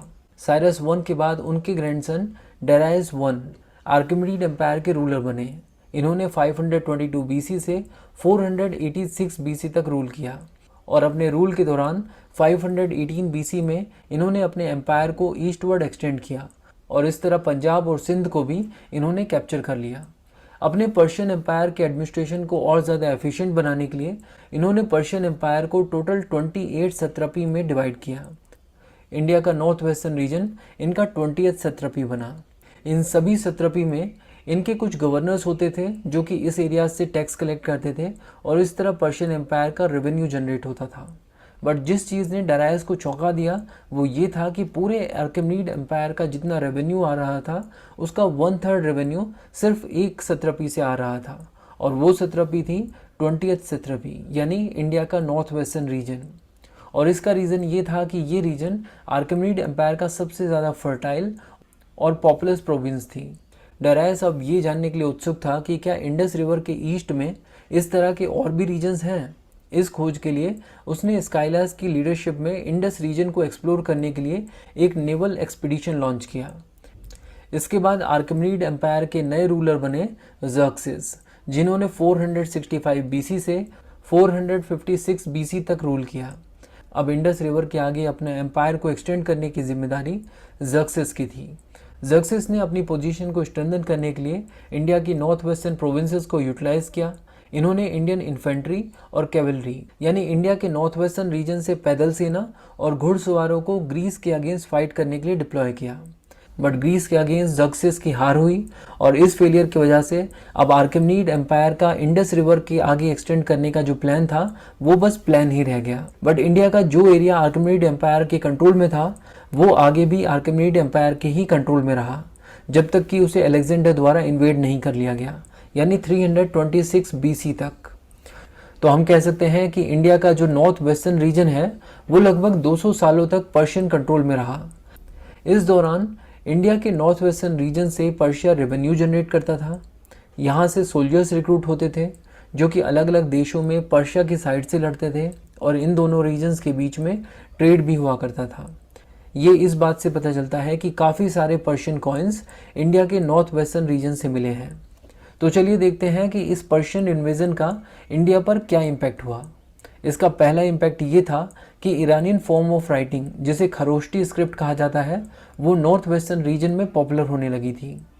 ये स्क्रिप्ट अरेबियन स्क्रिप्ट की ही तरह राइट टू लेफ्ट में लिखी जाती है और नॉर्थ वेस्टर्न रीजन में अशोकन इंस्क्रिप्शंस भी इसी स्क्रिप्ट में लिखवाए गए थे। इसके अलावा इंडिया की कई दूसरी चीज़ों पर भी पर्शियन इन्फ्लुएंस देखने को मिला है। For example Mauryan art, particularly Ashoka द्वारा बनाए गए मोनोलिथिक पिलर्स और स्कल्पचर्स में। इसके अलावा ये भी माना जाता है कि अशोका ने जो रॉक इंस्क्रिप्शंस करवाए, उन्हें ये आइडिया पर्शिया के राजा डारायस के रॉक इंस्क्रिप्शन से मिला था। तो ये थी डिटेल्स पर्शियन इन्वेजन की। नेक्स्ट वीडियो में हम लोग ग्रीक इन्वेजन के बारे में बात करेंगे। इंडिया की हिस्ट्री और इंडियन पॉलिटी को डिटेल में कवर करने के लिए बुक्सतावा की प्लेलिस्ट को फॉलो कीजिए। ਸੋ ਇੱਥੇ ਅਸੀਂ ਦੇਖਿਆ ਕਿ ਜੋ ਪ੍ਰਭੂ ਦਾ ਬੰਦਾ ਇੱਥੇ ਕਹਿ ਰਿਹਾ ਕਿ ਮੈਂ ਬੈਬੀਲੋਨ ਦਾ ਨਾਮ ਖਤਮ ਕਰ ਦੂੰਗਾ, ਔਰ ਇਹ ਆਲਮੋਸਟ 400 ਸਾਲ ਪਹਿਲਾਂ ਦੀ ਗੱਲ ਹੈ। 400 ਸਾਲ, ਬੇਸਿਕਲੀ 400 ਸਾਲ ਪਹਿਲਾਂ ਅਸੀਂ ਇਹ ਦੇਖਦੇ ਪਏ ਹਾਂ। 400 500 600 ਨਹੀਂ 200, ਮਾਫ ਕਰਨਾ, ਦੋ ਅਬਾਊਟ 200 ਸਾਲ ਪਹਿਲਾਂ ਕਿ ਮੈਂ ਤੁਹਾਡੇ ਨਾਲ ਕੀ ਕਰੂੰਗਾ, ਕੀ ਹੋਏਗਾ, ਰਾਈਟ। ਸੋ ਇਹ ਸਾਰੀਆਂ ਚੀਜ਼ਾਂ ਪ੍ਰਭੂ ਆਪਣੇ ਬੰਦੇ ਨੂੰ ਦਿਖਾ ਰਿਹਾ, ਔਰ ਇਹ ਤੁਸੀਂ ਇਹ ਕਹਿ ਲਓ ਕਿ ਸੁੰਦਰਤਾ ਆ ਯਸਾਇਆ ਨਬੀ ਦੀ ਪੋਥੀ ਦੀ। ਯਸਾਇਆ ਨਬੀ ਦੀ ਜਿਹੜੀ ਪੋਥੀ ਆ ਆਉਣ ਵਾਲੇ ਸਾਰਿਆਂ ਰਾਜਾਂ ਦੀ ਗੱਲ ਕਰਦੀ ਪਈ। ਯਸਾਇਆ ਨਬੀ ਦੀ ਪੋਥੀ ਈਵਨ ਅਲੈਗਜ਼ੈਂਡਰ ਦੀ ਗੱਲ ਕਰਦੀ ਪਈ, ਸਿਕੰਦਰ ਮਹਾਨ ਦੀ ਗੱਲ ਕਰਦੀ ਪਈ। ਅਸੀਂ ਕਹਾਂ ਜਾ ਕੇ ਦੇਖਾਂਗੇ। ਔਰ ਡੈਨੀਅਲ ਨੇ ਤਾਂ ਖੁੱਲ ਕੇ ਸਭ ਕੁਝ ਲਿਖ ਦਿੱਤਾ ਨਾ, ਡੈਨੀਅਲ ਨੇ ਤਾਂ ਬਿਲਕੁਲ ਖੋਲ ਕੇ ਉਸ ਦੇ ਬਾਰੇ ਦੱਸ ਦਿੱਤਾ। ਸੋ ਸਿਰਫ ਸਾਨੂੰ ਪ੍ਰਭੂ ਯਿਸੂ ਮਸੀਹ ਦੇ ਬਾਰੇ ਨਹੀਂ ਦੱਸਿਆ ਗਿਆ, ਸਾਨੂੰ ਆਉਣ ਵਾਲੇ, ਇੱਕ ਹੁੰਦਾ ਇਤਿਹਾਸ ਉਹਨੂੰ ਕਹਿੰਦੇ ਜਿਹੜਾ ਬੀਤ ਚੁੱਕਾ, ਲੇਕਿਨ ਆਉਣ ਵਾਲਾ ਜਿਹੜੀ ਚੀਜ਼ ਹੈਗੀ ਫਿਊਚਰ ਦੇ ਵਿੱਚ ਕੀ ਹੋਏਗਾ ਉਹਦੇ ਬਾਰੇ ਦੱਸਿਆ ਜਾ ਰਿਹਾ। ਔਰ ਉਹ ਚੀਜ਼ਾਂ ਬਿਲਕੁਲ ਉਦਾਂ ਹੀ ਹੋ ਰਹੀਆਂ ਜਿੱਦਾਂ ਪ੍ਰਭੂ ਦੇ ਵਚਨ ਦੇ ਵਿੱਚ ਲਿਖਿਆ। ਅਸੀਂ ਇਸ ਚੀਜ਼ ਦੇ ਉੱਤੇ ਯਕੀਨ ਕਰ ਸਕਦੇ ਹਾਂ ਕਿ ਅਸੀਂ ਉਹਨਾਂ ਲਿਖੀਆਂ ਹੋਈਆਂ ਚੀਜ਼ਾਂ ਤੇ ਯਕੀਨ ਕਰਕੇ ਪ੍ਰਭੂ ਦੇ ਕੋਲ ਆਏ, ਔਰ ਪ੍ਰਭੂ ਦੀ ਇੱਕ ਲਿਖੀ ਹੋਈ ਚੀਜ਼ ਕਦੀ ਨਹੀਂ ਬਦਲੇਗੀ, ਉਹ ਸਾਡੇ ਲਈ ਵੀ ਨਹੀਂ ਬਦਲੇਗੀ। ਪ੍ਰਭੂ ਦੀ ਬਰਕਤ ਜਿਹੜੀ ਯਿਸੂ ਮਸੀਹ ਦੇ ਰਾਹੀਂ ਸਾਨੂੰ ਦਿੱਤੀ ਗਈ ਹੈ ਔਰ ਦੱਸੀ ਗਈ ਹੈ, ਉਹ ਹਮੇਸ਼ਾ ਸਾਡੇ ਨਾਲ ਰਹੇਗੀ। Let us pray. ਯਾਰ ਪ੍ਰਭੂ ਤੇਰਾ ਬਹੁਤ ਸ਼ੁਕਰ ਕਰਦੇ ਹਾਂ ਤੇਰੇ ਪਵਿੱਤਰ ਵਚਨ ਦੇ ਲਈ। ਤੂੰ ਮਹਾਨ ਪਰਮੇਸ਼ਰ ਆ, ਤੂੰ ਦਿਆਲੂ ਆ, ਤੂੰ ਕਿਰਪਾਲੂ ਆ, ਗੁੱਸਾ ਕਰਨ ਚ ਮੱਠਾ ਹੈ। ਖੁਦਾਵੰਦ ਤੂੰ ਆਪਣੇ ਲੋਕਾਂ ਨੂੰ ਹਮੇਸ਼ਾ ਉੱਚਾ ਉਠਾਲਦਾ, ਥੱਲਿਓਂ ਚੁੱਕਦਾ। ਅਸੀਂ ਡਿੱਗ ਪੈਂਦੇ ਹਾਂ ਫੇਰ ਚੁੱਕਦਾ, ਅਸੀਂ ਫੇਰ ਡਿੱਗ ਪੈਂਦੇ ਹਾਂ, ਤੂੰ ਸਾਨੂੰ ਫੇਰ ਚੁੱਕਦਾ। ਤੂੰ ਮਹਾਨ ਆ, ਤੂੰ ਛੱਡਦਾ ਨਹੀਂ। ਤੂੰ ਜਿਹਨੂੰ ਫੜਦਾ ਪ੍ਰਭੂ ਜੀ ਤੂੰ ਛੱਡਦਾ ਨਹੀਂ। ਇਹ ਤੇਰੀ ਦਇਆ ਹੈ। ਜਿਸ ਤਰ੍ਹਾਂ ਤੂੰ ਆਪਣੇ ਲੋਕਾਂ ਦੇ ਨਾਲ ਖੁਦਾਵੰਦ ਵਫਾਦਾਰ ਰਿਹਾ, ਅਬਰਾਹਮ ਦੀ ਸੰਤਾਨ ਦੇ ਨਾਲ ਵਫਾਦਾਰ ਰਿਹਾ, ਉਸੇ ਤਰ੍ਹਾਂ ਖੁਦਾਵੰਦ ਤੇਰੀ ਵਫਾਦਾਰੀ ਸਾਡੇ ਨਾਲ, ਔਰ ਇਸ ਦੇ ਲਈ ਅਸੀਂ ਤੇਰਾ ਸ਼ੁਕਰ ਕਰਦੇ। ਪਿਆਰੇ ਪ੍ਰਭੂ ਬਾਕੀ ਦਾ ਸਮਾਂ ਤੂੰ ਸਾਡੇ ਨਾਲ ਬਣਿਆ ਰਹਿਣਾ, ਮੇਰੇ ਭੈਣਾਂ ਭਰਾਵਾਂ ਦੇ ਨਾਲ ਬਣਿਆ ਰਹਿਣਾ, ਇਹਨਾਂ ਦੇ ਘਰਾਂ ਦੇ ਵਿੱਚ ਬਰਕਤ ਦੇਈਂ। ਜੋ ਅੱਜ ਨਹੀਂ ਜੁੜ ਸਕੇ ਖੁਦਾਵੰਦ ਤੂੰ ਉਹਨਾਂ ਉੱਤੇ ਵੀ ਆਪਣੀ ਕਿਰਪਾ ਕਰੀ। ਇਹ ਸਭ ਕੁਛ ਅਸੀਂ ਯਿਸੂ ਮਸੀਹ ਦੇ ਮਿੱਠੇ ਔਰ ਪਿਆਰੇ ਨਾਮ ਦੇ ਵਿੱਚ ਮੰਗਦੇ ਹਾਂ। ਬੁਰੇ ਔਰ ਬੁਰਾਈ ਤੋਂ ਬਚਾ ਕੇ ਰੱਖੀ, ਆਪਣੀ ਨਜ਼ਦੀਕੀ ਦੇ ਵਿੱਚ ਬਣਾ ਕੇ ਰੱਖੀ, ਯਿਸੂ ਦੇ ਨਾਮ ਦੇ ਵਿੱਚ। ਆਮੇਨ। Bless you guys. ਅਸੀਂ ਮਿਲਾਂਗੇ ਹੁਣ ਮੰਡੇ ਨੂੰ ਆਪਾਂ ਇਸ ਤੋਂ ਅੱਗੇ ਸ਼ੁਰੂ ਕਰਾਂਗੇ ਅਦੋਮ ਨੂੰ ਕੀ ਪ੍ਰਭੂ ਨੇ ਕਿਹਾ ਤੇ ਯਰੂਸ਼ਲਮ ਦੇ ਬਾਰੇ ਉਸਨੇ ਕੀ ਸੰਦੇਸ਼ ਦਿੱਤੇ, ਉਹਨਾਂ ਸਾਰੀਆਂ ਚੀਜ਼ਾਂ ਨੂੰ। Bless you. ਖੁਦਾ ਤੁਹਾਨੂੰ ਬਰਕਤ।